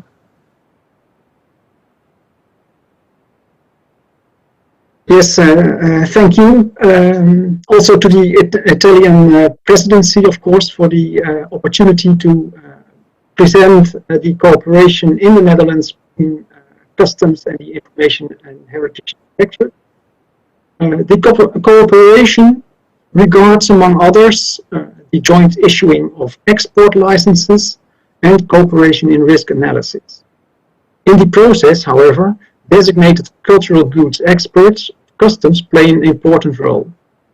They are customs officers with special expertise in cultural goods, who are being educated mainly by the inspectorate in cooperation also with experts in the field. I take it that the role of customs does not need much of an introduction, but that may not be the case with the Information and Heritage Inspectorate. This inspectorate comes under the Dutch Ministry of Education, Culture and Science, and one of its tasks is to supervise the observance of the Dutch Heritage Act, which is concerned with the protection of cultural goods in relation to import and export. It is in this act that the 1954 and 1970 UNESCO conventions are implemented, as well as European Union legislation. The cooperation and division of roles between the Inspectorate and Customs has been set down in a covenant that has been concluded by both the Ministry of Education, Culture and Science and the Ministry of Finance. This covenant is translated into English and it is available on the website of UNESCO. The operational arrangements concern, among others, the joint issuing of export licenses by the Customs Central Import and Export Office and the Inspectorate. To that end, this central office has been granted a mandate to issue licenses in the name of the Minister of Education, Culture and Science. Applications are handled in a joint process. A license is only to be issued after an application has also been assessed by the inspectorate. Experts in the field may be consulted in this process. For the monitoring of the import and export of cultural goods to be as effective as possible, the inspectorate and customs cooperate in performing risk analysis. It is the inspectorate that assesses risks with regard to certain source and transit countries, categories of goods, and means of transportation. Among the information used may be alerts by, for instance, UNESCO and Interpol, or information like the ICON red lists, research studies, and open source information. The indicated risks are processed by customs as they draw up their annual implementation plan, allocating the available resources. And it is in the actual execution that the cultural goods experts of customs are of great importance. These customs officials are the first point of contact for their customs colleagues who perform the actual checks. If a suspected irregularity occurs, the cultural goods experts contact the inspectorate for further research. Here you can see an example of one of our experts, one of my colleagues of the inspectorate, and an expert on coins in this case. The capacities of the cultural goods experts are being maintained by the inspectorate, for instance, through joint meetings for training and education on location with museums, curators, or researchers. Cultural goods experts play an important role in some recent returns of cultural goods and will continue to be of importance in the ongoing cooperation between customs and the inspectorate. And I'd like to conclude this presentation with this statement that indeed the combination of capacities is key. Also the combination with police and the public prosecutor, of course. In our view, cooperation and collaboration create the best opportunities to fulfill governmental tasks in the most effective and efficient manner. In this particular case, concerning especially the protection of our cultural heritage. Thank you very much for this moment.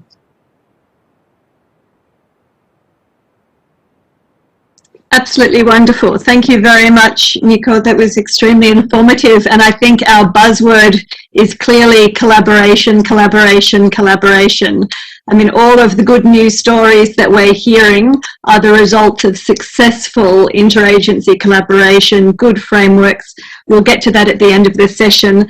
Our final speaker, I'm wrong. I've made a mistake. Our penultimate, second to final, speaker for this session is Professor Huo Zhengxin, from the School of International Law at the Department of Strategic Development and Discipline Construction at China University of Political Science and Law. We welcome you tonight, Professor, and the title of Huo's speech this evening is The Fight Against Illicit Trafficking of Cultural Property, the Chinese Experience. So over to my side of the world and over to China. Over to you. Thank you very much, Madam Chair, and I think it's my great honor and a privilege to attend this important session. So today I'd like to share the Chinese experience with regard to the fight against illicit traffic of cultural property. As you know, just like Italy, China is also a country that has very long and splendid history. Therefore, China has also a lot of cultural treasures that lost abroad. Therefore, in recent years, I think that how to recover or repatriate these lost cultural property becomes a, it's a concern not only for the Chinese government, but also Chinese people. And thanks to the international cooperation, in recent years, China has made some progress in the recovery of its cultural property. Well, before I share two typical cases, I'd just like to briefly introduce the Chinese, what China has done in order to facilitate the recovery of the cultural property. First of all, China has 10 most important multilateral international conventions in this regard, including the 1954 Hague Convention, the 1970 UNESCO Convention, and 1995 UNIDROIT Convention. And then China has signed 23 bilateral agreements with foreign states, including some source countries like Egypt or Mongolia, but also some important market states, for example, the United States and Australia. So these kind of bilateral agreement is very helpful for China to recover its lost cultural property from the foreign states. In addition, in the year of 2018, China has established a database of stolen foreign culture objects, which has publicized information for about 7,000 stolen foreign objects and updates such information. Because in recent years, China has become not only a source country, but also become a market state. So China's government has tried its best to to cooperate with foreign government to fulfill its own duties under the international convention. And in the year of 2019, Chinese National Cultural Heritage Administration has established an Office of the Restitution and the Recovery of Cultural Property, which is in charge of the cooperation with foreign government in this regard. So China has done a lot of efforts to facilitate the recovery of lost property. And here I just want to share two important cases. The first important case is that thanks to the cooperation with our Italian partner, China has repatriated almost 80 items of antiquities from Italy to China. Well, this case, lasted for almost 12 years because in the year of 2017, the Italian law enforcement agency found in Italy a large number of antiquities and artifacts suspected of being illegally exported from China. So the Italian government notified Chinese embassy, and then the two governments has cooperated with each other very actively. And we have to wait until the year of 2018 when a court in Milan made a final decision that these items of antiquities belong to China. So in the end, the two governments has solved the problem. And I should make you notice that in 2019, all these items has been expedited at China National Museum, which attracts thousands of Chinese tourists. So I think this case enhanced the relationship and friendship between Chinese government and the Italian government and between two peoples. So I think it's a very brilliant case. Another case I want to mention is that also in the year of 2019, the U.S. repatriated 361 items of antiquities to China. You know that in the year of 2009, China and the United States has signed a MOU with regard to repatriation of cultural property. And this MOU has been renewed twice, so it's still in effect now. Because of the existence of this MOU, when the U.S. government found these, illegally exported cultural properties from China, it notified Chinese government, and then these antiquities go back to China. What I want to mention is that, in nowadays, the relationship between two countries are not good, especially in the year of 2019, and the two countries, I think, is in the middle of the trade war. But this case shows that culture exchange is good. It's more stable than economic relations. So I'm very happy to find that, even nowadays, the two countries still have a very good cooperation in the return of the cultural property. So I think that these two cases is really, I'm very happy to share these two cases to you. Okay, that's my presentation. Thank you very much. Fantastic. I learned so much, and even though we're in the same part of the world, I have to admit that I was oblivious to all of this, the strength of the legislative framework and the activities going on. Thank you very much.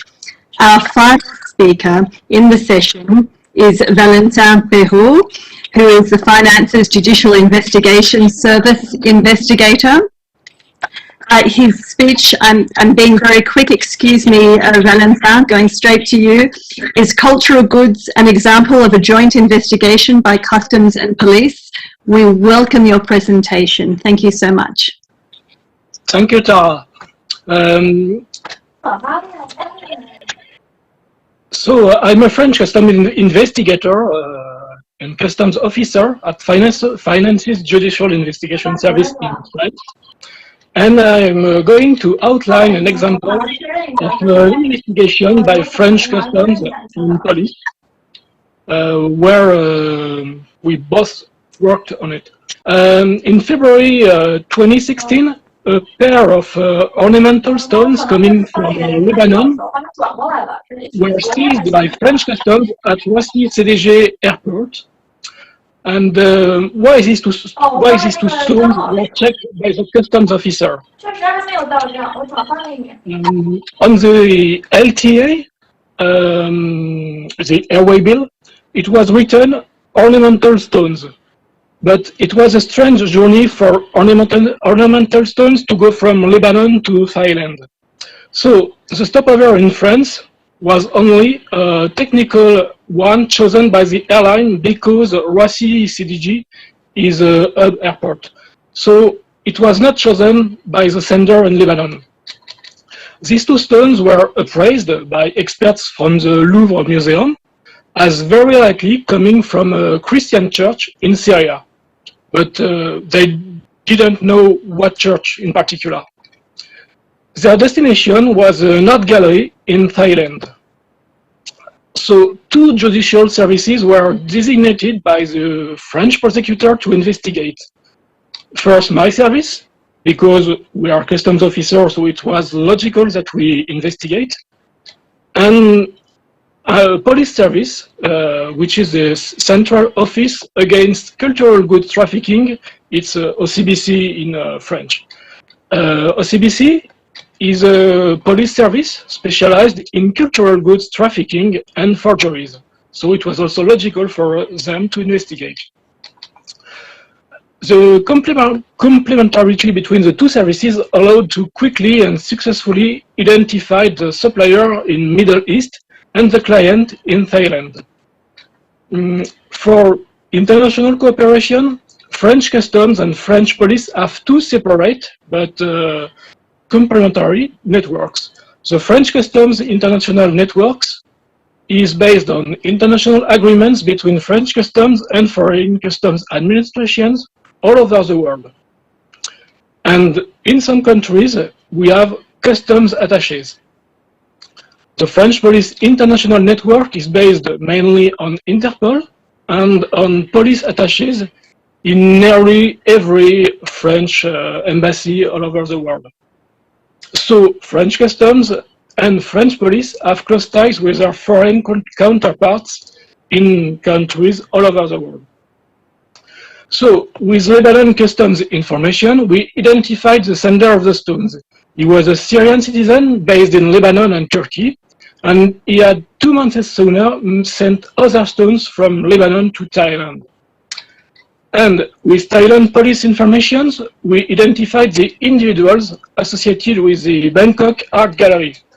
These individuals were mainly Afghan people, with also one Pakistani and one Iranian. These information were transmitted to the Lebanese, Turkish and Thai authorities so they could investigate. In France, we also identified a Frenchman who had regular contacts with some of the Thailand residents, so we investigated on him. And an additional point is that customs rules are very specific, and so they are very well known of the customs officer, but often that's not the case for police investigators, because it's very different from the judicial investigations, so from the classical logical investigations. And it's the same for the rules of the world trade and the international trade supply chain. So customs officer and customs investigator are more used to it. Thank you for your attention.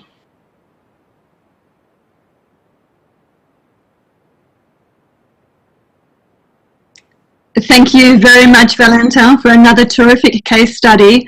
And again, your key message being the strength of complementarity of these organisations. I'm now going to pose some questions. I'm afraid we have gone a little over time, I'm told, so I'm going to be brief. And I'd like to put the first question, please, to Lazare, if you're available there, from UNESCO. One question: what is the situation of any intervention for to address damaged cultural property in Nagorno-Karabakh last year? Can you enlighten us on that situation at all? Thank you very much. I adjusted my microphone, so I hope you can hear me loudly now. No, this is, of course, UNESCO has been following the situation, and I think you have seen all our press release and statements regarding the situation about the technical missions. So we continue to follow and discuss with the partners, and so that's just to say to everyone that of course UNESCO is following the situation, and we are also following the other situations around the world. I think this is important to remind everyone that the issues concerning cultural heritage is important, and it's happening all over the world, and is saying that this meeting of the G20, it's again a great opportunity to remind everyone that collectively we need to come together and protect cultural heritage. Thank you very much, Lazare. My next question is to Deborah. Does the Antiquities Coalition have awareness programs in destination countries? And how are you funded? Do you have international counterparts? A multi-part question, if you don't mind. Thank you very much. Yes, we have launched an awareness campaign, and we do work with other organizations to raise awareness in destination countries, because we realize it's as important to educate the purchasers and that they understand that those nice antiquities that they may want to put into their home as they're redecorating may have quite a storied past. So it's very important, not just for the purchasers, for the museums as well, to make sure that they're conducting the kind of high-level provenance that we would expect from some of our large institutions. We recognize it's very difficult to get that kind of information, and we're hoping to do more about supporting provenance research, which is so critically important when organizations like the Met, one of our leading museums, is finding itself having to repatriate a significant number of antiquities, and it has the resources to do a lot of the provenance research. We realize it's very difficult for individuals or dealers to do that, but there should be a standard.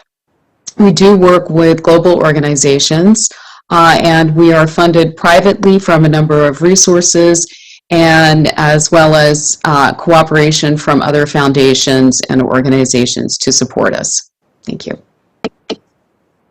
Thank you. One final question I'm going to squeeze in, which is for Paolo and Luigi. Either of you might want to answer this, but are the resources that Italy is applying to the Blue Helmets and the Carabinieri Task Force sufficient, or do you plan to grow these even larger, or to do even more? Or is this all that is able to be resourced for this foreseeable future? Thank you.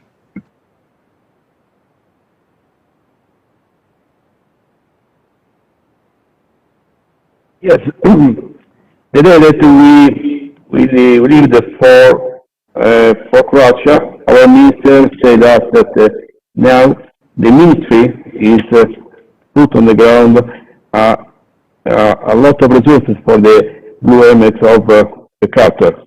And, you know, we think that every time we are not enough, and our resources are not enough, but our capability is to use what we have now at the maximum, to improve our best. Thank you. Thank you. We'll have to end the questions there. I deeply regret not being able to pose all of them, but I encourage people with interests to please reach out to the speakers directly, whether that's through LinkedIn or emails. Please do get in touch to follow up, because that's been such a terrific showcase. So I'm not going to take the 5 minutes to wrap. I'm just going to say thank you very much for bringing us those perspectives from the Dutch perspective, the Turkish perspective, a Mexican example, a Chinese example, the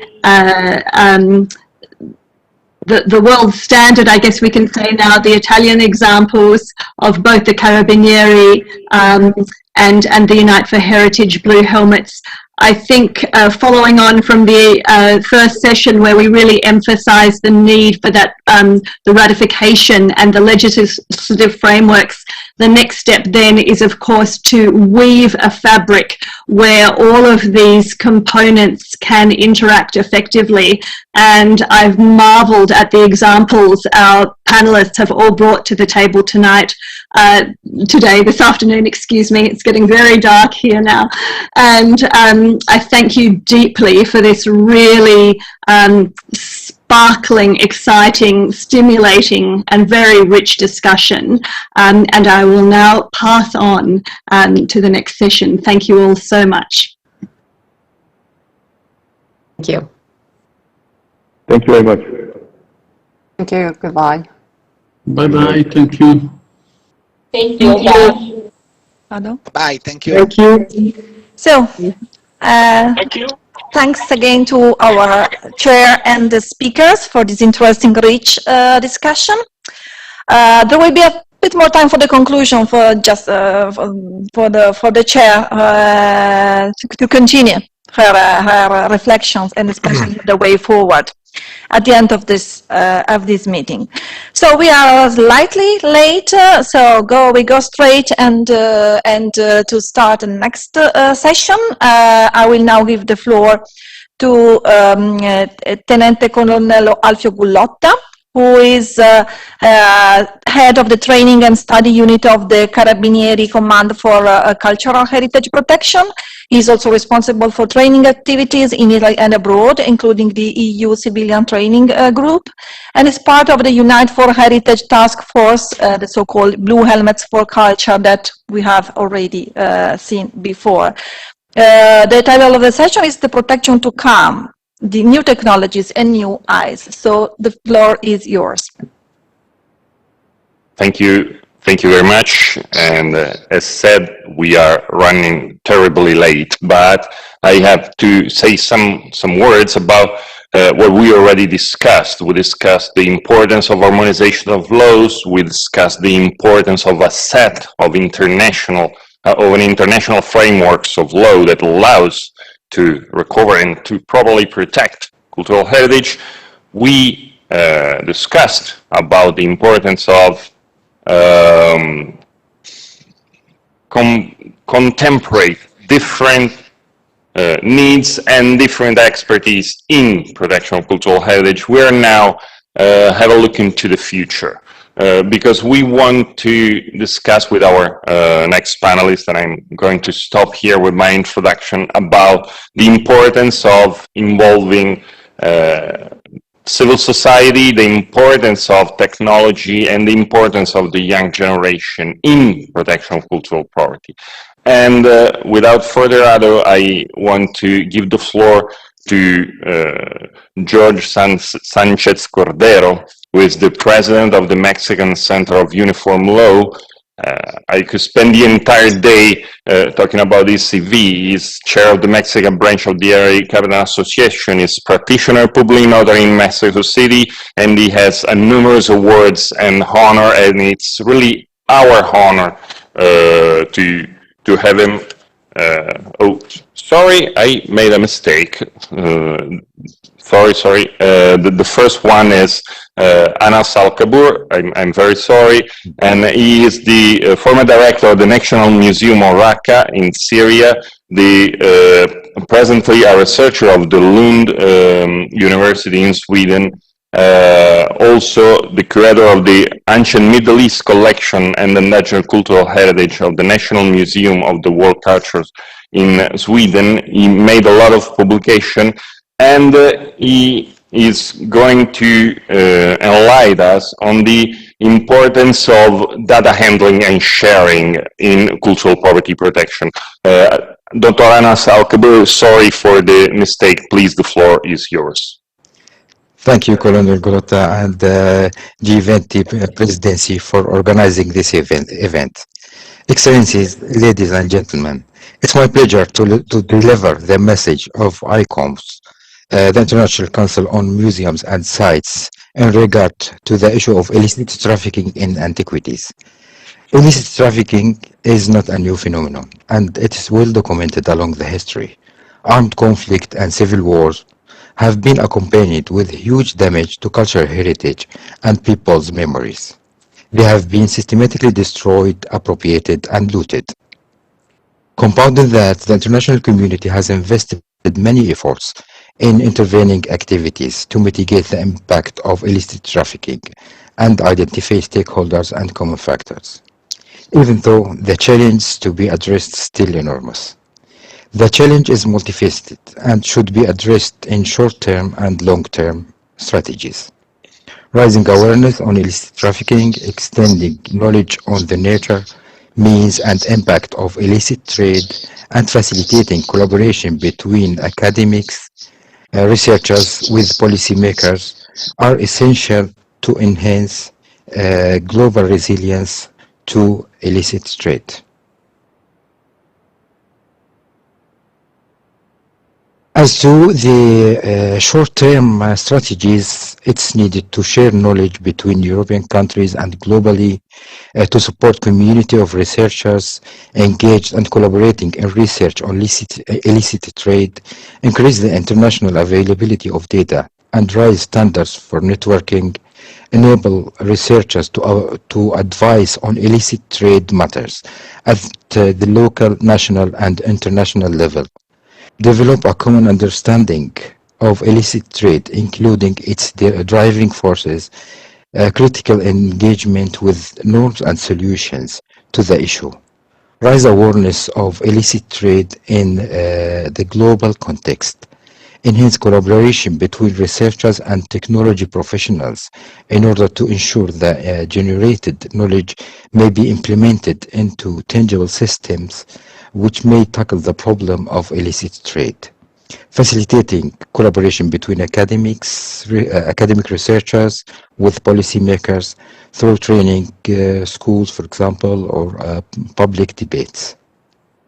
Increase public information efforts in understandable and applicable ways, such as articles, audiovisual media, etc. Make outputs available to civil society, governments, researchers, and NGOs in order to enhance global resilience to illicit trade. And as to the long-term strategies, it's necessary to create an international transdisciplinary network of scientists, prepare educational and training programs for the next generation, promote sharing information, databases, and responses to illicit trade, contribute to a new and critical way to look at the norms that determine when practices are defined as illicit by political communities. Facilitate the use of technological advances, like, for example, the GIS, the Geographic Information System, 3D modeling, Copernicus program, for example, by external stakeholders, including law enforcement agencies, governments, and NGOs. And finally, documentation and due diligence, as well as provenance research, are vital practices to fight against illicit trafficking in antiquities. Thank you very much. Thank you very much, Mr. Al-Kabir.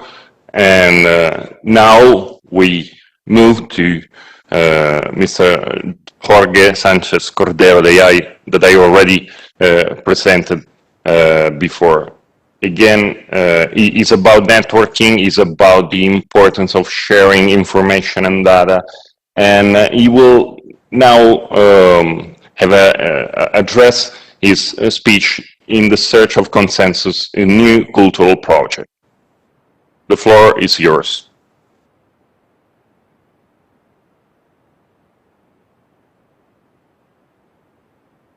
Please, please unmute your microphone.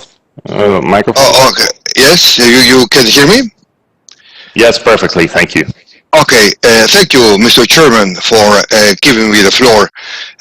First of all, I would like to express my gratitude to the Italian government for this kind invitation. Resolution 2347 was passed unanimously by the United Nations Security Council. The resolution was an initiative launched by both Italy and France from within the Analytic Support and Sanctions Monitoring Team. The significance of the resolution can be understood in harmony with the American Protect and Preserve International Cultural Property Act, the Nicosia Convention, the 2019 European Union Regulation on the Introduction and Import of Cultural Goods, and of course the 1970 UNESCO Convention and the 1995 UNIDROIT Convention, amongst others. The report stressed the need to strengthen compliance procedures with the international art markets. A recurring issue has been the employment of provenance as a central compliance instrument. It is common for provenance to be used as proof of prior ownership. However, the report concluded that there is not a universally accepted standard that determines what provenance should entail. The report found that provenance can range from the simple affidavit to multiple certifications of ownership across the international community. It's the result of several hundreds of years of antiquity trading. Despite the lack of alignment, provenance has still proven to be a central notion in art market trading. Field players have continually highlighted the large number of legal antiquities which have feeble proof of provenance, some with at most one or two documents demonstrating prior ownership. In its conclusions, the report stressed the heightened importance of a global standard for provenance. My belief is that it is wise to seek such international consensus in harmony with due diligence, a concept initially introduced in international law by the 1995 UNIDROIT Convention. In doing so, I find it important to strongly support the suggestions made by the online expert meeting held on June 2020 at UNESCO, and to add some words about the online trading of illicit antiquities during the COVID-19 pandemic. The data of the Antiquities Trafficking and Heritage Anthropology Research Project alerts us to the fact that illicit trafficking is switching to e-commerce sites and other internet-based forums. The consequence of this trading is that looting of archaeological sites previously left intact by criminal organizations has become a profitable business for perpetrators. As stated by Interpol, this is a major task where the community and the authorities have an important function. The outset of the protection of private collections can be identified in the UNESCO recommendation of the protection and promotion of museums and collections, approved in 2015. This recommendation stresses the significance of collections when held in institutions that are not museums.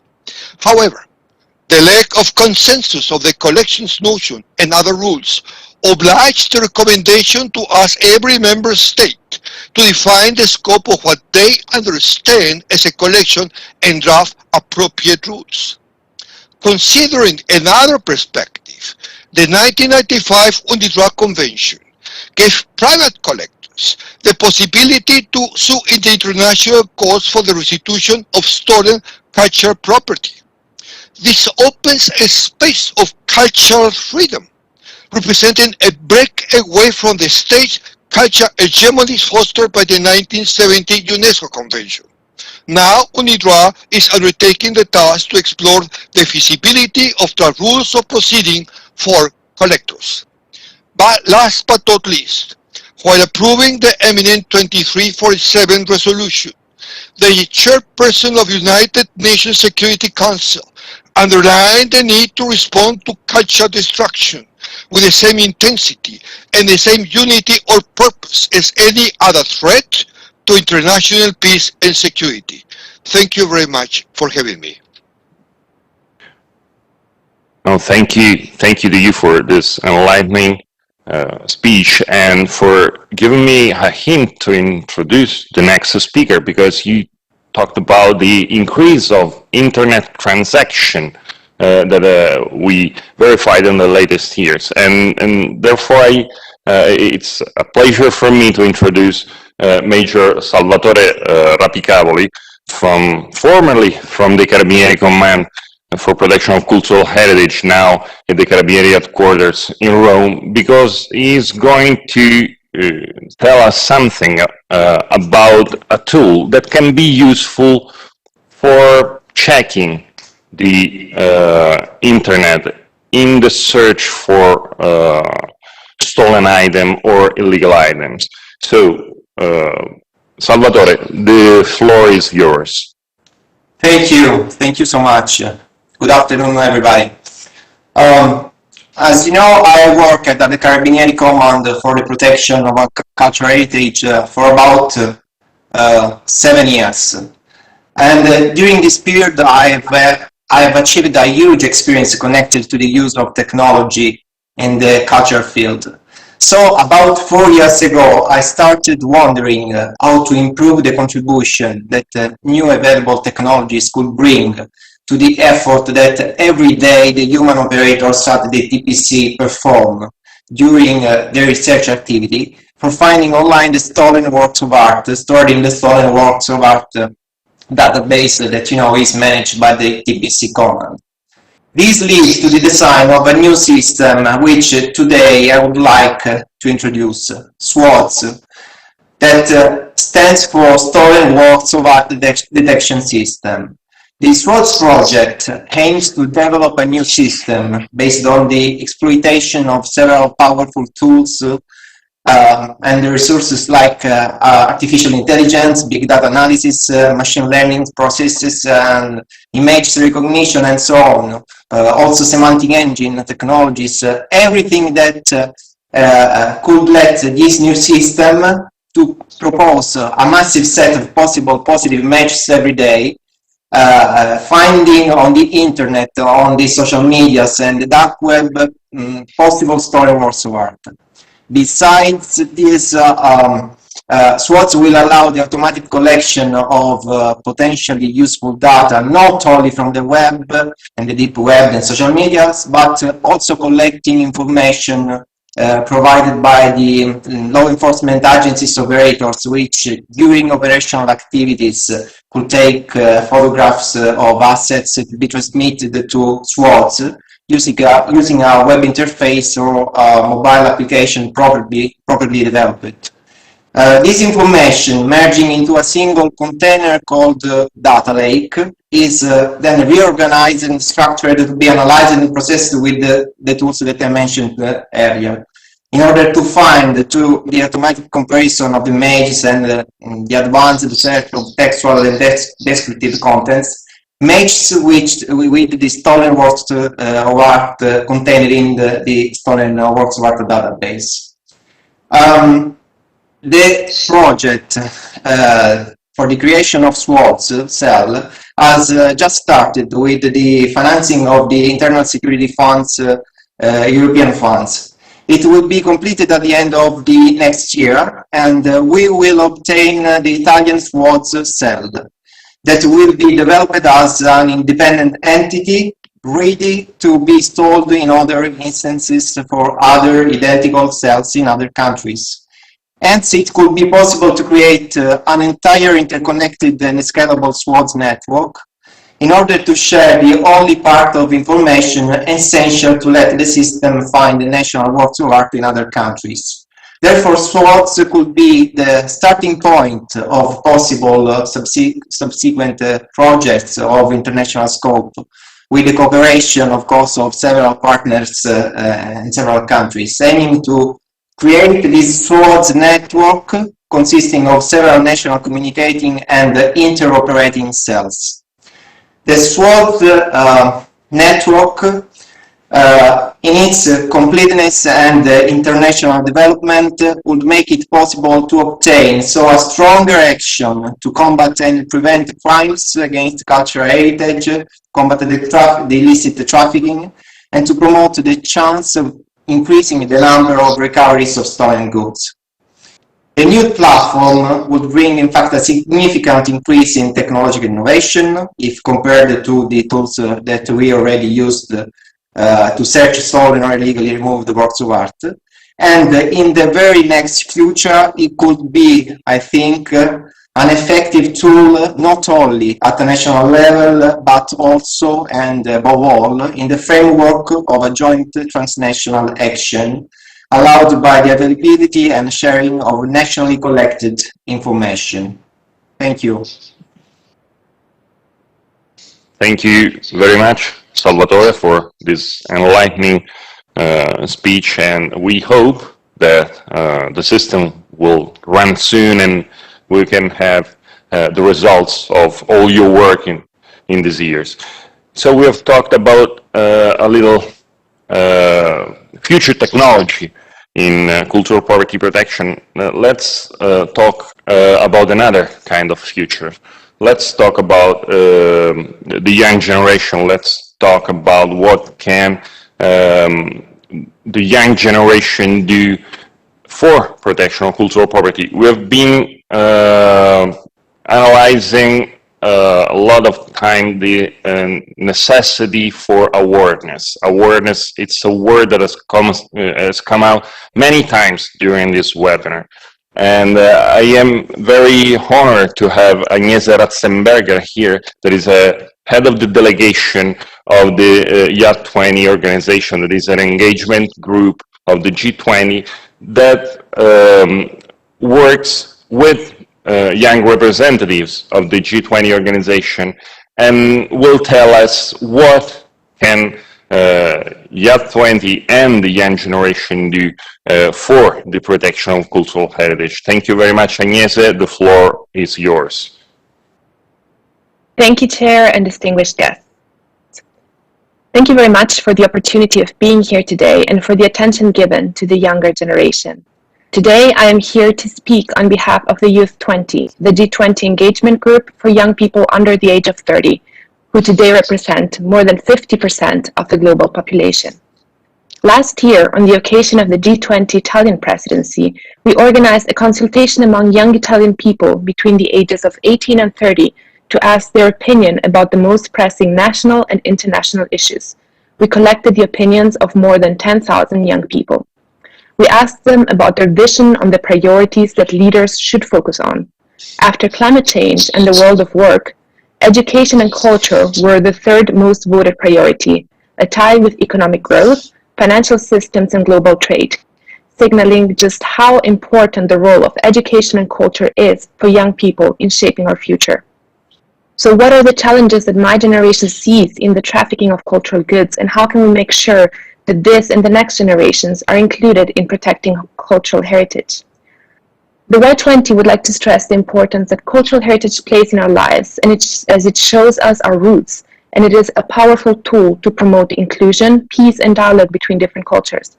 As such, it should be protected. We believe that education and awareness raising through government, academia, youth associations, and civil society initiatives can play a pivotal role to reach this goal.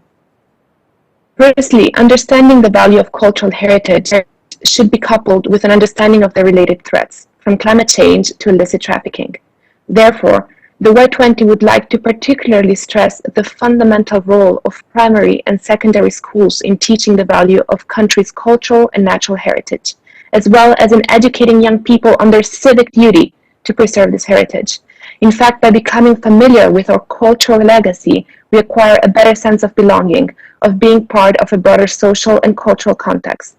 For this reason, the Y20 supports, firstly, the inclusion of virtual or physical in-school cultural and civic education sessions in curricula, with specific courses and training to promote the value of culture from a young age.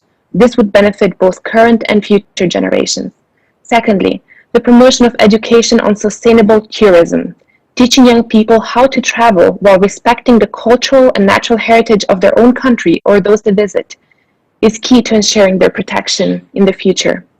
Lastly, the facilitation and promotion of exchange programs and development of awareness campaigns, especially aimed at young people, for example through social media, to promote the value of culture and cultural diversity. Moreover, civil society and youth associations can play a supporting role in protecting cultural heritage and fighting the illicit trafficking of cultural property. In particular, given the fact that today more and more cultural property is being illicitly traded through the dark web and online platforms, including through social media, we highlight the importance of raising awareness and also of educating and training people to ensure a responsible use of technology in order to prevent and report cultural crimes that take place in the cybersphere. Additionally, we ask governments to encourage all initiatives, whether by states, institutions, or private persons, for the voluntary return of such cultural property, including by investing in new projects carried out by young academic researchers and youth associations related to innovative proposals and platforms to detect cultural goods illicitly trafficked, both online and offline. Furthermore, we encourage governments to establish dedicated police units and increase education within the police forces through capacity building on this subject. Qualified staff can effectively prevent, detect, and prosecute trafficking in cultural property and related offenses, including when perpetrated in cyberspace. They can also have a substantial impact through cross-sectoral coordination with other actors, for example, border control authorities and museums. This would also allow increased job opportunities for young people within the police forces. Lastly, the Y20 would like to underline the importance that creative and cultural industries have in creating jobs. According to UNESCO, 3% of global GDP is generated by creative and cultural industries, and 29.5 million people are employed in this sector. The COVID-19 health crisis has deeply hurt this sector, and at the same time, it has underlined how fundamental it is for the well-being of society. For this reason, we encourage governments to promote vocational education and training in the creative, cultural, and art sector so that the new generations are encouraged to join the creative economy. I thank you very much for the possibility to participate in this debate. Thank you very much, Agnese, for this enlightening speech. And now for the case studies. It's very difficult to have case studies about the future. What we wanted to underline with those case studies is what action are being doing now that can have perhaps repercussion in the future, of course, good repercussions in the future. And I am honored to present you now Professor Sirai Rasool, Senior Professor and Director of the African Programming Museum and Heritage Studies Department of History, University of the Western Cape, South Africa. He has previously chaired the Scientific Committee on the International Council of African Museum, and of course has written numerous publications, which I'm not going to a number, but you will find it in the booklet. And he is going to talk to us about a very delicate question, the issue of restitution of colonial heritage, especially the African heritage. Professor Rasool, thank you very much for being here. The floor is yours. Thank you very much, Chairperson, and my gratitude to the Italian presidency and to all the colleagues assembled here today. This is a tremendous learning experience for all of us. And today I want to embark on a discussion that emerges from time to time and that connects with research that has been done over a long time by my Australian colleague Anna Berdoliak, that wants to draw a connection between the concerns that we have through the convention and through the instruments that we are talking about, and as we seek to build alliances and partnerships of an international nature to prevent illicit trafficking, to think about the origins of such illicit trafficking in the violence of colonization. And as we think about the younger generation who are coming to terms with these legacies that they are inheriting, and as we are asking them to be mindful of the importance of preservation and of care, they are also asking questions about these deeper legacies. And we see this among the younger generation in Britain, in Germany, elsewhere in Europe, who are asking questions about colonial legacies and are coming to terms with these legacies, as we learn that colonialism is not something that ended in the past, but that it has endured into the present, and that the presence, the continued presence of substantial amount of artifacts that were plundered during colonial expeditions of conquest can be seen as a perpetuation of that violence. And when we are seeking to build instruments of care and of protection in the area of illicit traffic, we need to be able to do so in a way that has consistency, that has a sense of ethics that extends back in time, and that gives the arguments that we want to present a sense of credibility. Now, I want to use one example of a return of human remains that took place from Vienna to South Africa during 2012. The return of the remains of Klaas and Troy Pienaar, whose corpses had been illegally disinterred from their graves in 1909 and transferred by the anthropologist Rudolf Puch to Vienna, along with a number of other artifacts, including rock engravings. Those rock engravings were only recently discovered in the collection of the museums in Austria, and in all the years there had been denial on the part of the Austrian government, on the part of colleagues, that those rock engravings ever reached the shores of Europe. We are learning a number of things. Colonialism is something that we need to understand as not only involving a direct relationship of colonization. Secondly, we need to understand the connections between human remains as stolen with cultural artifacts and the documentation of culture through photographs, sound recordings, and film. And all of these need to come into play when we think about restitution as an important instrument of remaking societies in the world. As we speak today, in Britain, we know that there is an important debate unfolding about the presence of Benin bronzes in collections in different institutions around the world. And we know that from Aberdeen through to just today or yesterday, the Anglican Church in Britain, the Church of England, that a commitment to restitution is growing. And we need such a discussion to take place at an official, multilateral level, so that this becomes a matter not just of the activists, but where the activists are able to say and see that they are taken seriously. This is an important matter that we need to discuss. Thank you very much.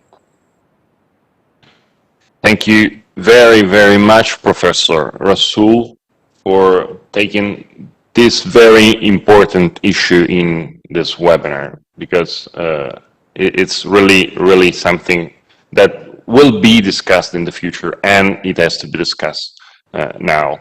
And we have talked a lot about antiques, archaeology, but there is another side in the crimes regarding cultural property and art in general, that is the side of forgery, that sometimes goes unnoticed because, of course, it's somehow considered less important in consideration with archaeology or tribal or important piece of cultural heritage, but I think it's not. And today we have Second Lieutenant Gilda Guerisoli from the Carabinieri Command for Protection of Cultural Heritage. He's a reserve officer right now in service in my unit, but before that, she is an art historian. And as a young art historian, she worked in the private sector, in the public sector, and she worked in a very specific laboratory, the laboratory of forgery. And she's going to explain us what is the laboratory of forgery and why combating forgery matters. Gilda, the floor is yours. Thank you, Lieutenant Colonel Gullotta. Good afternoon. Art forgery is not just a question of economic damages. A scammer weakens the value and significance of art by creating false beauty. If not unmasked, the scammer irremediably alters the knowledge of an artist and distorts an historical and cultural context, which is reinterpreted in an inaccurate perspective, altering years and even centuries of previous studies. The process is irreversible only if the forgery is revealed. I consider this manipulation of knowledge as one of the worst crimes that may be charged to counterfeiters and to all those who sell artworks on the illegal market. As in the case in the crimes perpetrated by the so-called grave diggers, who, although not forging archaeological finds, they contextualized them by removing them from the original places, and through sales, they cause the loss of the history and the communicative potential of a past civilization. I would now like to mention a project created specifically to combat these crimes. The Carabinieri Command for the Protection of Cultural Heritage, TPC, was established in Italy in 1969. For the first time in the world, a police force was exclusively dedicated to the protection of cultural heritage. Years later, in 2017, in the temple of study par excellence, the university, Laboratory of Forgeries was established at Università Roma Tre. 2 years later, the cooperation between these two institutions led to the exhibition of 108 counterfeit works confiscated by the TPC command, to which I had the honor of contributing a specialized study. The lab is a study center on methods and multidisciplinary systems for the recognition of forgery. It relies upon the skills of various professionals: art historians, archaeologists, archivists, restorers, diagnosticians. The interaction is indeed the cornerstone of its approach. All those who operate in the field of cultural heritage protection know that interdisciplinary collaboration is an indispensable condition for obtaining satisfactory results. In the academic field, however, communication gaps between disciplines and potentially related departments are still common. Perhaps because the humanist doesn't know exactly what to expect from scientific analysis, and the scientist often does not speak the historical humanistic language. The cooperation among specialists is different from different disciplines in the lab has achieved outstanding results. Indeed, it represents the true implementation of the transversal work of humanists and scientists, and it shows that the acquisition of knowledge of artwork today cannot overlook the synergy between historical artistic analysis and the use of modern diagnostic techniques. The identification of forgery presents very particular challenges. Sometimes it happened that the artist himself or herself, already well known, signed works made by friends to help them in the sale. There were also collaborators who, after the artist's death, continued to paint with the same materials and techniques. In other cases, there were fake works with original certificate of authenticity. Moreover, if it's easy for a scientist to verify, for example, that the pigment dates back to the 17th century, it is another matter with the colors used by artists in the 20th century. Natural colors have been largely replaced by industrial substances that could not allow for specific dating. Therefore, stylistic and iconographic analysis becomes indispensable together with autopsy observation. Scientific analysis, however, is not enough to authenticate an artwork. Therefore, it becomes essential to rely on parallel, accurate, and documented historical artistic study on the author. And it is in this perspective that the lab emerges as an outstanding initiative. The training of these professional figures who can work in teams will produce tangible results in the near future on counterfeits not yet identified and on fakes not yet commercialized. One of the objectives is, in fact, the compilation of a database of materials that could support attribution processes. I would like to conclude by underlining that the challenge we are facing today is precisely this. We need to look at the cultural heritage protection from a new perspective, intensify the dialogue among complementary professionals, achieve cutting-edge preparation, and apply all of our enthusiasm and passion.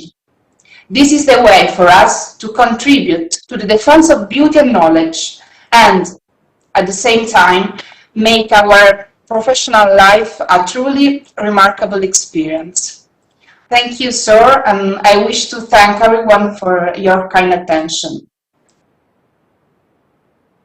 Thank you very much, Gilda, and thank you for pointing again about the importance of mixing expertises, in this case, police expertise, with the technical expertise that is needed to find a forgery. And we now move to another two young professional experts in cultural property protection. Mohana Chakrabuti, that is a conservation architect and an ICROM consultant, and Meghna Goyal, a humanitarian operation assistant manager for Save the Children. Previously, again, we analyzed the importance of cultural heritage protection, not only in regards of the artifacts itself, but as the humanity that is behind it. And in their speech, they're going to underline how technology and the work of young professionals directed by ICROM helped in protecting heritage in the Sundarban region after a cyclone hit. So thank you very much for being here. Thank you for dedicating some time to this webinar. And Mohana and Meghna, the floor is yours. Thank you so much, Colonel Gulotta, and thank you to the Italian presidency for organizing this event and for inviting us. Good evening, everyone. I am Mohana, and today I'm joined by Ms. Meghna Goyal, my colleague. And as per the agenda of this session, we would like to share with you a story of concerning the World Heritage Site of Sundarbans in India. Meghna, over to you. Thank you. So for this case study, we are taking you to Asia in a region called the Bay of Bengal. This region is shared commonly between India and Bangladesh. As you see on your screen, this is the delta region, which is made by the three most prominent rivers in the region. It's a climatically very fragile ecology. It is the main characteristics of this ecology is that there are massive mangrove forests, the largest in the whole world in the coastal region. It's home to 400 Bengal tigers. And it has a very unique kind of population living there, which is both Hindu and Muslims living together, but in a syncretic kind of a culture wherein they worship the same deity, which is called the goddess Bon Bibi. Now this region, if you know, in 2020, so also this region is a World Heritage Site from the side of Bangladesh, but is also a National Protected Park from India. In 2020 May, this place was hit by a massive cyclone. Mohana, next slide. Was hit by a massive cyclone. This was at this hit the Bay of Bengal at 240 kilometers per hour, and at which you can say is 150 miles per hour. This led to damages of over $13 billion US, which was the fourth most expensive cyclone to have ever hit this area. It lost 4.5 million people were affected due to this disaster, and that's approximately half the population of Switzerland. In a sense, and all of this happened during the COVID-19 pandemic. And what we did together was that I was on the ground, you know, responding to this disaster, and I'm a cultural first aider with ICROM. So I immediately reached out to ICROM, and we tried to address this situation. Mohana. Right. So when Meghna contacted ICROM activated its channels, and it contacted a group of young multidisciplinary professionals from ICOMOS India, from Access for All, and various other organizations who, and the advantage of uniting this group was that they were not only immediately interested to participate, but they were also very fast in responding. They were equipped with the most recent information and the skills to use modern technology to work remotely on a project. And so at this point, when we created this group, it was important for us to all come together to decide what would be our next step. Now, all of this was done, we have to keep in mind, all of this was done by using very easy to use, easy to access, free applications, which also did not require a very high bandwidth. So we decided that we would like to conduct a rapid needs assessment, which could also be shared with the institutions who were on the field, so that they understand what would be the immediate needs to respond and for recovery later on.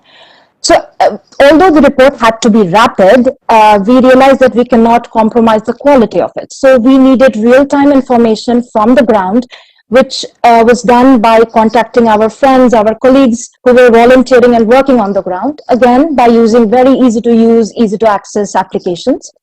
Finally, we worked together on Google Docs, where multiple users, all of us, the entire team could come together, work on a report simultaneously. So it was not only very quickly produced, but also since our supervisors, our colleagues were editing and checking the content of the report, the final product was fact-checked and triangulated. Now, the report was actually concluded by a set of recommended steps which addressed the very important factor that cultural heritage plays, the role that it plays in post-disaster recovery. And I think that was one of the main reasons why this report was widely used by several organizations. Later on, it was disseminated by simple tools and apps to various government and non-governmental organizations who used it to respond on field. I think we had some major success with this report because this was the first report that came out after the disaster, and it was disseminated to over 200 different NGOs. What was the main success of this was that we had really practical recommendations, and we were able to get the information on cultural heritage right to the people at the doorstep. So before any humanitarian organization could plan their plan of action, their response program, they knew the cultural sensitivity of that area and they could incorporate that in their programming. And what really contributed to that was that we had so many easy free platforms, and we were just able to do it. We had a turnaround time of literally 0 seconds, and we were all working simultaneously and collaboratively. And one biggest learning out of this information is that as cultural heritage professionals, it is really good to put out a lot of information regarding the cultural heritage that we're talking about in open source format online, so that during disasters, or during an emergency, people are really able to capitalize on that information and use it to take action really swiftly. And last but not the least, though it is a very low cost application, it's not low effort. So it's really important to give due credit and due time to this kind of work. So thank you so much for giving us this opportunity. Thank you. Thank you very much for this enlightening presentation, and again showing how technology is important in protecting cultural heritage, even if it's free, even if it's based on free application. And now we're coming to the end of this session, and I am very proud to present you Riccardo Moro, that is the Civil 20 Sherpa. The Civil 20 is another engagement group of the G20, and it's about engagement of civil society. I am very proud of his presence here, and I wanted him to be the last speaker because he has extensive experience in working with development. He teaches development politics at the University of Milan and has taught international politics and international economies in several institutions in Africa and Latin America, and has a wide experience of cooperation in Latin America. And he's going to explain us a project that is about Latin America, and that is maybe one of the best possible explanation of how civil society can help in protecting its own cultural heritage. So, Riccardo, thank you for being here, and the floor is yours. Thank you very much, Alfio, for your introduction. And yes, I would like to go straight to this presentation of an example of how it is possible to guard a territory and prevent illicit traffic, dealing with the relation of local communities with their land, and even challenging a bit the idea that cultural heritage is something understandable and fully enjoyable only by an elite of cultivated actors, and we can have this experience from a project from several projects that involve local communities, in particular indigenous communities, in the management and improvement of protected areas within the territories of the communities where we have relevant heritage, cultural heritage sites. In particular, references to some experience in Peru, where the development plan of these sites, in particular of the Señor de Zipan and the Bosque de Pomac. Maybe there's someone visiting Peru had the opportunity to go in the north, where the Cultura Mochica and the Sican culture were developed before the Inca era, the Inca time, and probably some of you had also the opportunity to visit this site. And the development plan of those sites have been defined and implemented with the full participation of the local communities. In those cases, people living in the villages around the archaeological site had no connection with them traditionally in the past. People from far, from the capital or from abroad, visited the sites for scientific research or elite tourism without having any connection with the local communities. And sad to say that the only connection for the local people was for someone, not for everybody of course, was the possibility to steal from so rich sites, fueling this way illicit traffics and impoverishing the sites. With these projects, the local communities have been involved in several activities related to the management of the site, from services for tourists to the promotion of craftsmanship, producing pottery, from the material work to build site museums and to build structure for the archaeological activity and for the reception of the visitors, till becoming or being involved in being the tourist guide on the site. This way, the archaeological site, instead of being a sort of alien space, alien bubble, sorry to say that in a way that seems a sort of joke, but this was the reality. A bubble attracting alien people, speaking alien language, because the ordinary language on the site was English.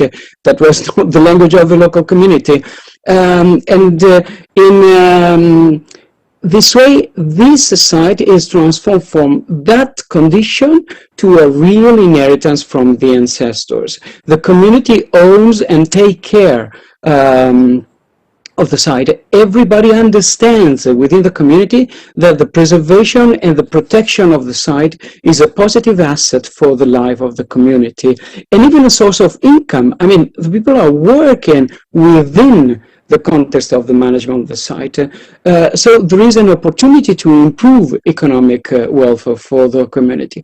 This positive relation makes also possible to provide scientific research and cultural exchange with a better and more complete understanding of the historical and cultural process, sharing the traditional knowledge of the indigenous community with the modern knowledge of scientific results, research.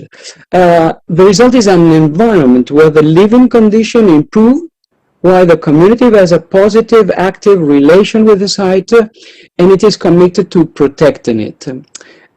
In other words, this means that the presence of an aware community prevents the supply of illicit markets, closing the access at the origin of the chain, and the members of the community, proud of their site, showing the origin of the life and the culture of the community, take care and protect the site as everybody takes care of his home. There are some pictures. I don't know if I already finished my time.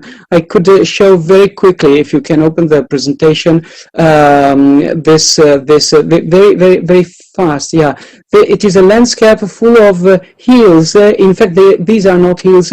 These are funeral monuments built with sand.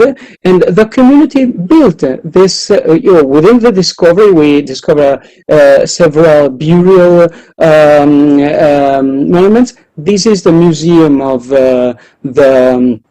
this is the site museum built by the community, and this is one of the most visited museums in Peru today.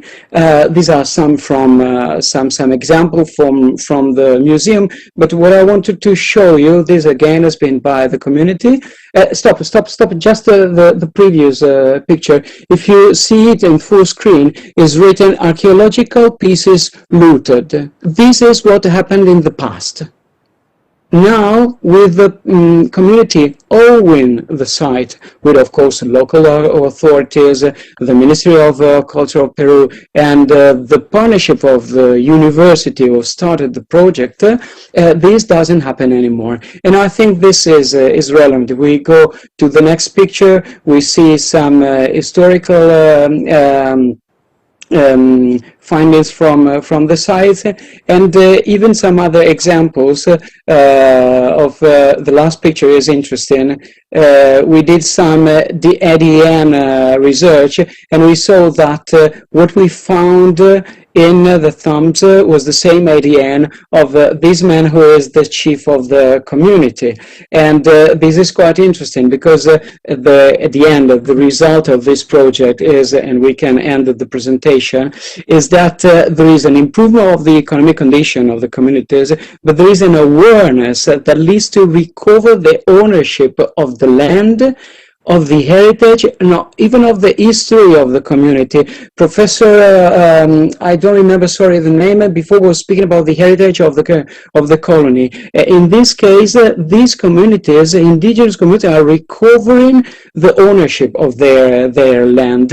And I think that this, as a result, is also a strengthening of global citizen for everybody. Yeah, thank you very much. I would like to show you this.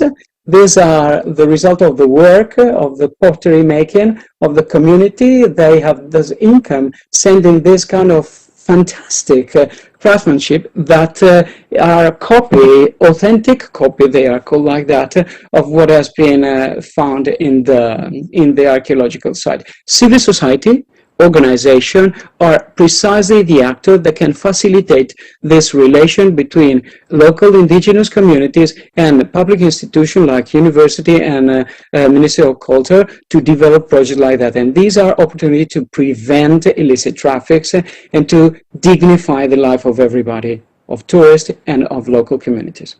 Over to you, Alfredo. Sorry to take in too much time. No, thank you very much. You showed us that cultural property protection can actually create economies, good economies for a local community.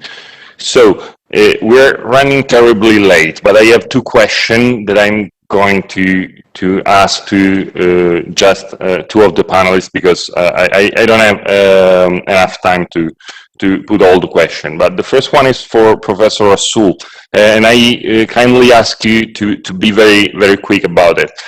Do you think that the restitution of colonial items should be a moral obligation or a legal obligation? I think it should be both. I shouldn't think it should be made as both, because clearly there are legal and political aspects to this, just like we're talking about the Washington Principles and Holocaust, spoliation. I think that increasingly this belongs to the realm of the ethics and politics of the societies that we are making, and the institutions, the cultural institutions that make up our societies, that hold artifacts that were acquired unethically. Now, obviously, there is a way in which these former colonizing societies have rested on histories of sovereignty to lay claim to these objects, but this is increasingly becoming untenable.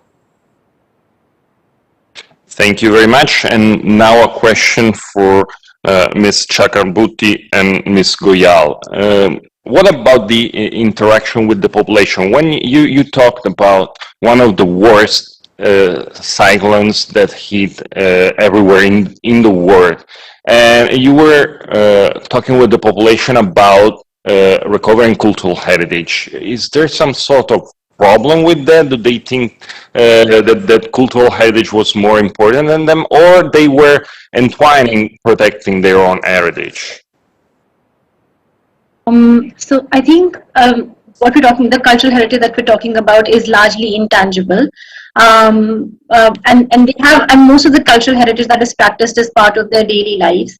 And I think when we're talking about agencies which are intervening during emergencies, they don't tend to take care of, or tend to take this into account. So what we are recommending is that they use this information. So for example, the communities there create certain types of masks which they put on the back of their head to protect from tiger attacks. Now this is a specific skill that is utilized only in that forest, but that's something that would probably die down or not be used if it's not incorporated in, say, livelihood planning through emergency response. And so this is the kind of work that we can do at the beginning of an emergency to ensure that the cultural heritage remains intact or is not lost out on or does not become faded after the emergency that has hit them. Thank you very much. Thank you to all the panelists. And it was really interesting, and it was a look into the future, especially on the technological side and on the engagement of civil society and young generation. It is now time to call the end of this webinar, so I invite my co-chair Tara to say some words before the final addresses by the diplomatic counselor and General Riccardi. Please, Tara, the floor is yours.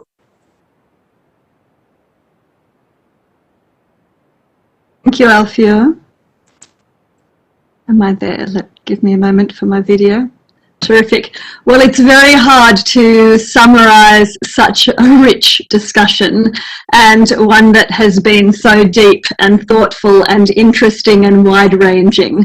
But I tried to draw out a couple of common themes, and I think we have a few.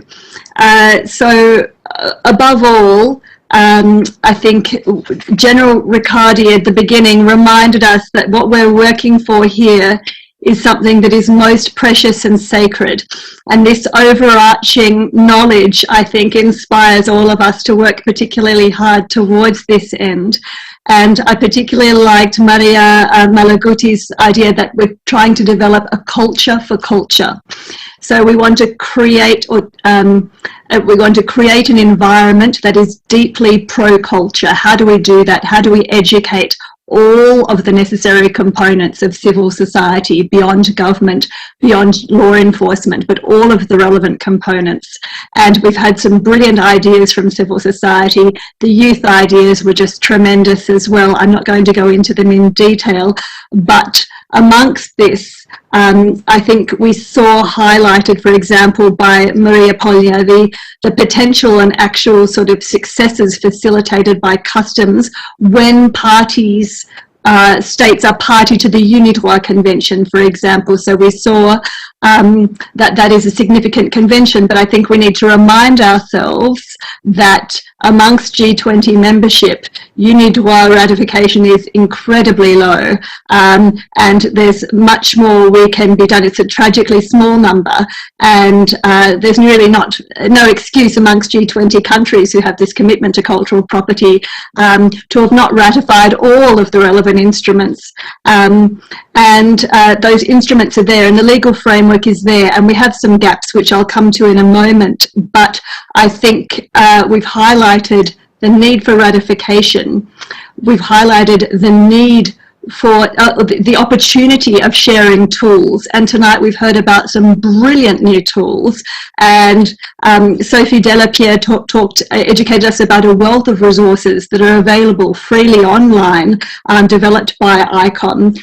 I loved Zeynep Boz's publication that she shared, and I was immediately thinking, why aren't other states potentially considering doing their own version, producing their own local version of this publication, which is also available.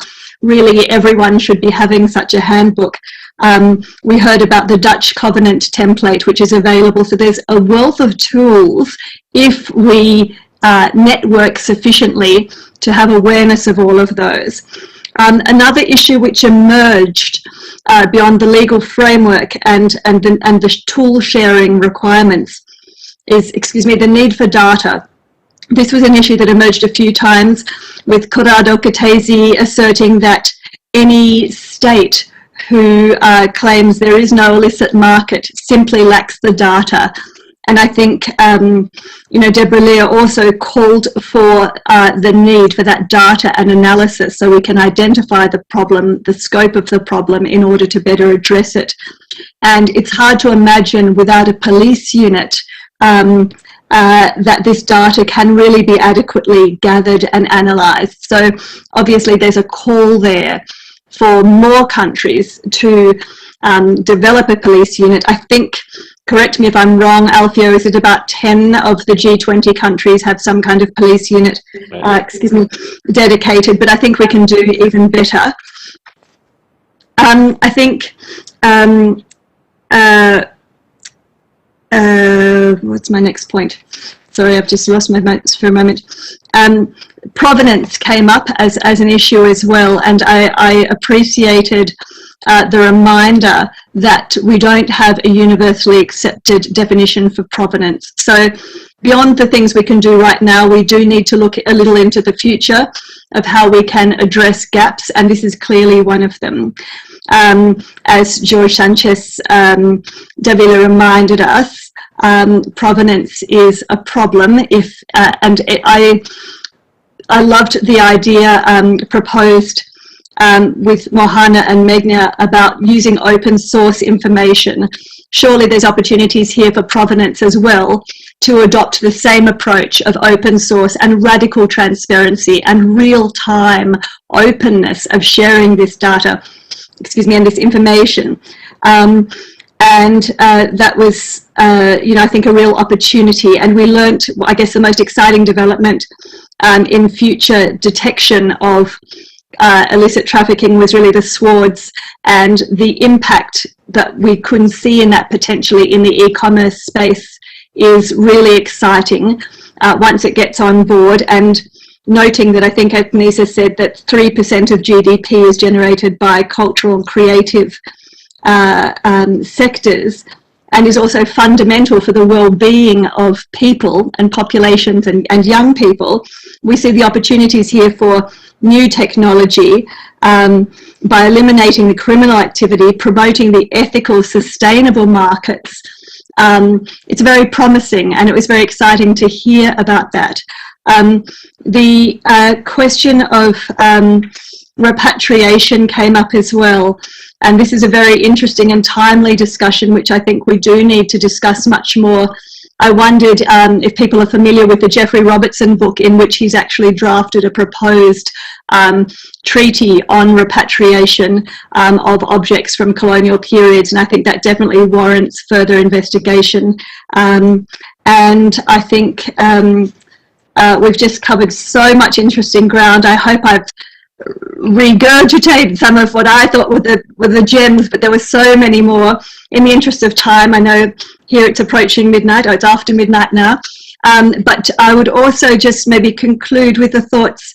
Huo Zhengxin reminded us that this issue is above politics, and that even when countries are politically rivalrous, that this really transcends those political issues. And it's very important that we keep culture, I think, in that space, because there is so much room for collaboration there.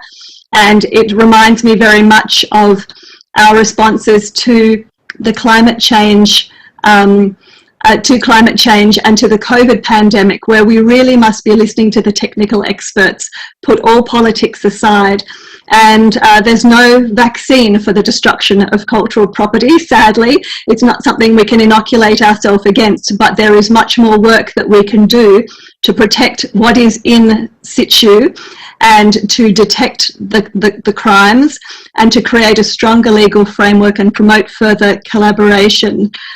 So let's continue sort of with that, developing a culture for culture. And I think it was put very beautifully I've lost my notes. It was put very beautifully when we talked about we're working in defense of knowledge and beauty here. That's what we're doing. Nothing less than that is at stake. So it's such a valuable contribution that all of these threads that we've woven together make. I really thank you for educating me so much, and hope that we can continue these conversations, whether it's via LinkedIn and elsewhere. And I thank you all for your participation. It has been such a fruitful evening, and I will hand back to you, Alfio, on that note. Thank you very much, Tara, for this brilliant wrap-up. That doesn't leave many space to have, because you said really a good summary of what we discussed today. I just wanted to point out that technology is as good as the people who uses it. So it's really, really important to have someone trained and specialized to do the thing that we have today. I want to give just a small example. Corrado, if you allow me, about your new app. There was a webinar about the new Interpol app with the TPC 2 weeks ago, and after the webinar we started using it, and in 2 days we matched positive and we found something that was in the Interpol database and in our database as something stolen to recover. So it is important to have the technology. The technology helps a lot. It helps creating economy, as we saw in the latest intervention. Cultural property protection can create economy with the help of technology, but the human factor is important. It is important to have specialized police units. We have been saying that for a lot of time now, for 50 years now. It's important to exchange information. The data, again, is as good as what you do with it. If you don't exchange data, and again, it's important to have technology helping. You cannot do this job. You cannot protect properly cultural property. So with this in mind, thank you very much for the time you dedicated to us, and I give the floor to the Counselor of the Italian Ministry for Culture, Councillor Paolo Toschi. Thank you, Colonel Gullotta. Thank you, Tara, for this effective wrap-up, and I want to thank Ernesto Ottone Ramirez from UNESCO remotely for his work in chairing his session. I would like to ask General Riccardi of our Carabinieri if he wants to take the floor briefly before we close our session. Please. Thank you. Well, I'm very happy with the results of this webinar. We've listened to a number of interesting and competent and professional interventions from people who believe in the protection of cultural heritage. So, as Fyodor Dostoevsky delivered to us a big question, will beauty save the world? We may answer, we want to be the world which saves beauty. And I think we have all the numbers for doing it. We will make it, and thank you very much for your work. Thank you very much, Mr. General. Very fitting words of wisdom from a great author. I think it is time for us to wrap. Let me just say a very short few words in closing. I think we've all been privileged to attend a very high-level conversation today. I know you've been all working hard at delivering content, and I want to underline that the content you provide is meaningful. Both the content that came from institutions, but also the content that came from experts and people who are practitioners working in the field, people who have been scholars of these subjects for decades and that have accumulated a huge amount of wealth of wisdom and knowledge. Your knowledge matters. It helps us in policy-making position greatly. And this is the example. We will use the seeds that you sowed today to feed into the conversation of the G20, of the G20 Ministers of Culture, and then ultimately of the G20 leaders who will meet in Rome in October. So thank you all. I want to underline in particular the work that has been done for this particular event today, which started months ago, and really today is only the tip of the iceberg. First and foremost, the Carabinieri, who are really an important part of the system in Italy that allows us to protect and to defend our heritage, among other things, because armed forces, of course, are defenders and protectors of many of our freedoms. And so I want to take this opportunity to thank General Riccardi and Colonel Gullotta, and in all of our countries, our friends in uniform who help us greatly affirm democracy and the values democracy is based upon. For this webinar, of course, the team of people who have been responsible is very large, and too many to mention. I would like to single out Erminia Shakitano, who has been working directly with many of you around the globe, and she has been working really hard, putting all of her heart into this endeavor, and I think she deserves praise for this successful first meeting.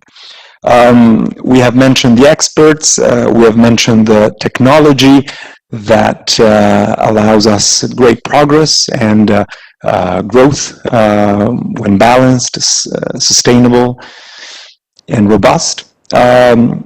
Finally, let's, in closing, mention the heritage, the beauty that we all are here to celebrate and to make a central part of our value base, inspiring us at a very challenging time for the world. And as Italian chair, we hope we have given you elements that help us all drive forward in terms of a recovery and in terms of regeneration on the basis of culture. Thank you very much. Molte grazie a tutti, and see you soon. And I remember and I remind to those of you who will be following further webinars that our next appointment is on April 12th, dedicated to heritage and climate change. Thank you again. Grazie. Buona serata, buongiorno, buona mattinata. Thank you. Thank you. Thank you very much. Thank you. Thank you very much. Thank you.